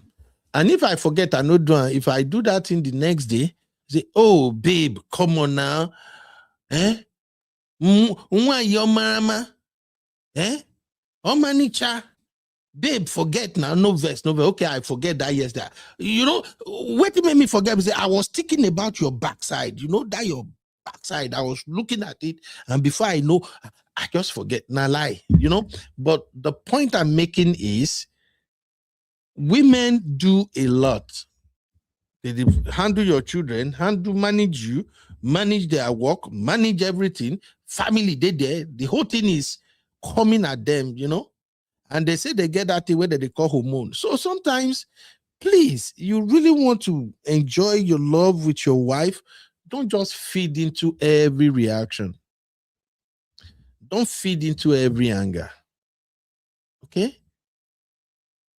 When she dey para, you the crack joke. It's so easy, you know. Unless you never know this gender that you can have kerewa with, you take them to Abise no be cloud 7, Abise cloud 9. You can have kerewa with them and you take them to cloud 9.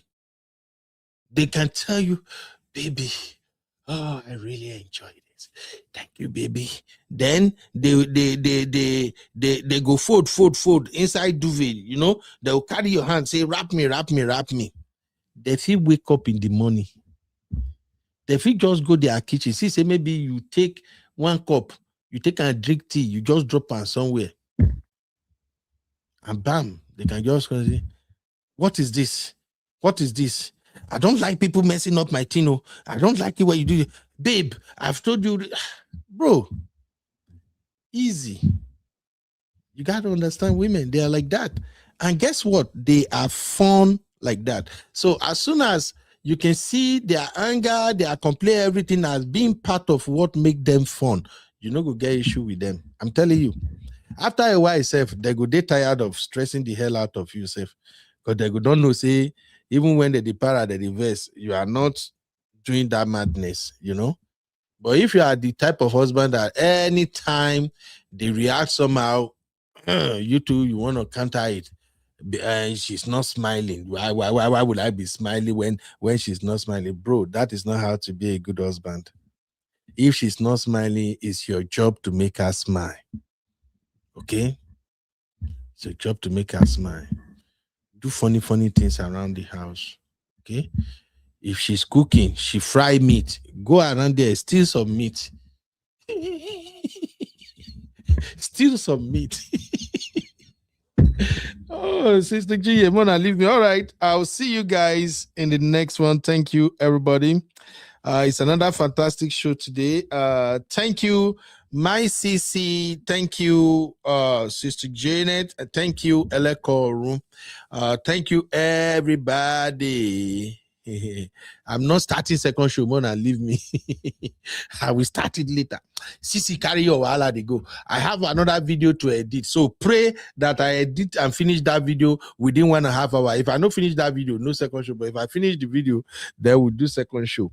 Thank you, everybody. Sister Marriott, thank you. Love you, Mama. Sister Chinye, my own Ellen of Troy, thank you very much. Sister Tolu, I'm seeing the Sister Tolu comment where we're today. Where have you been all this while? Sister Tolu, are you commenting today because you want Bora Bora ticket? No. I see Common Humanity. Thank you very much. Oh, Common Humanity say the purity of the foundation of love determines the future, and I see that in them. Oh, in Peller and Javis. All right. Thank you. I'll see you all in the next one when you guys will come and hey, K, is that Kev? Kev Yom. Are you Kelvin? Later, Sister Janet. All right, everybody. Thank you so much. Hopefully, I can get my baby girl to join us in the next one. My uncle is around now. That's why Abby no fit do wahala again. I guess Abby is forming gentle girl because daddy is around now. Abby no make daddy know say she be troublemaker. But I'll chat with Abby. I'll see if she's free. I'll see you guys in the next one. Bye-bye.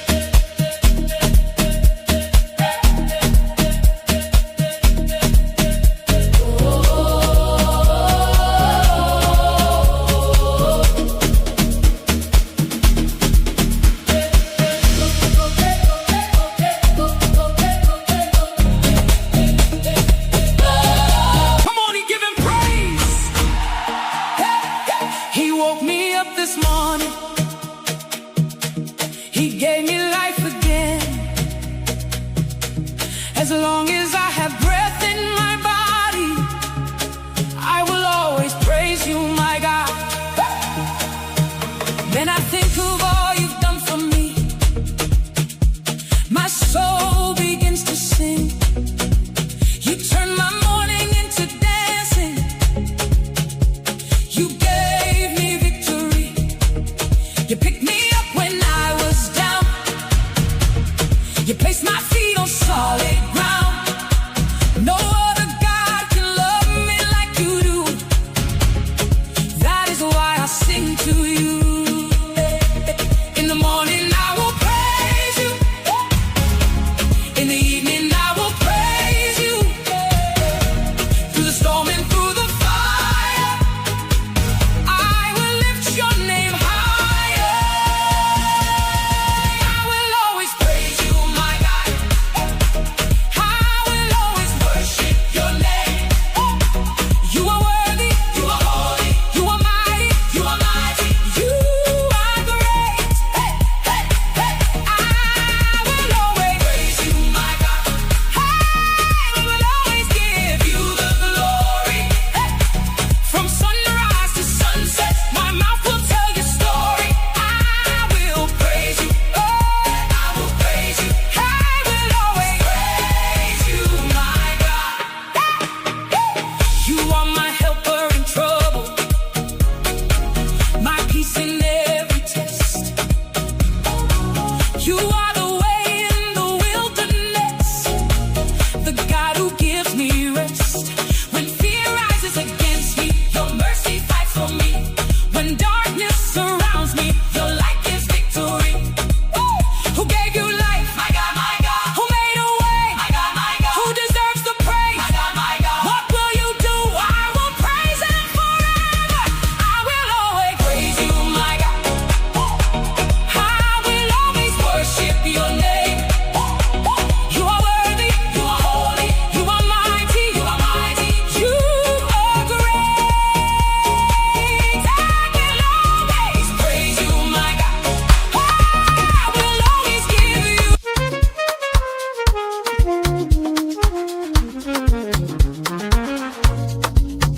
Yeah, yeah, yeah.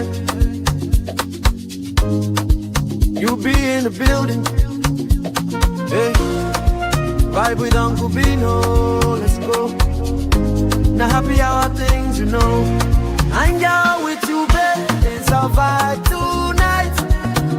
Hey, laugh and learn. We shining bright. Oh yeah. You be stories, life lessons time. Yeah. On the Uncle Beno show, everything feels right. From the streets to the world, we talk real talk. Vibes on the beat, make the whole place rock. Happy hour flow with smiles non-stop. Sip and chill with you, be the energy on top. You be stories, dropping them every day. Wisdom for life, the African way. From the grind to the glory, hear what we say. Tune in now, don't delay. Hang out with you, be it's a vibe tonight. Hey, laugh and learn, we shining bright. Oh yeah, you be stories, life lessons type. Hey, on the Uncle Beno show, everything feels right. Join the sister circle. Oh, what a scene. CC Inca, honey baby, and I be so clean. Talk love, talk life, talk dream supreme. Empowerment vibes like a royal queen team. All of Sunday school when the beat gets low. A moment of reflection, let the spirit flow. Men of God speaking wisdom, you should know. Faith and vibes on the Uncle Beno show. Hang out with you, be come catch that light. Oh yeah, you be stories, keep your heart so bright. Yeah. Join the sister circle, feel that fire. Oh yeah, Sunday school for your soul so right. You be nation, we rise together. Love and vibe forever. Uncle Beno show. Yeah, we outside.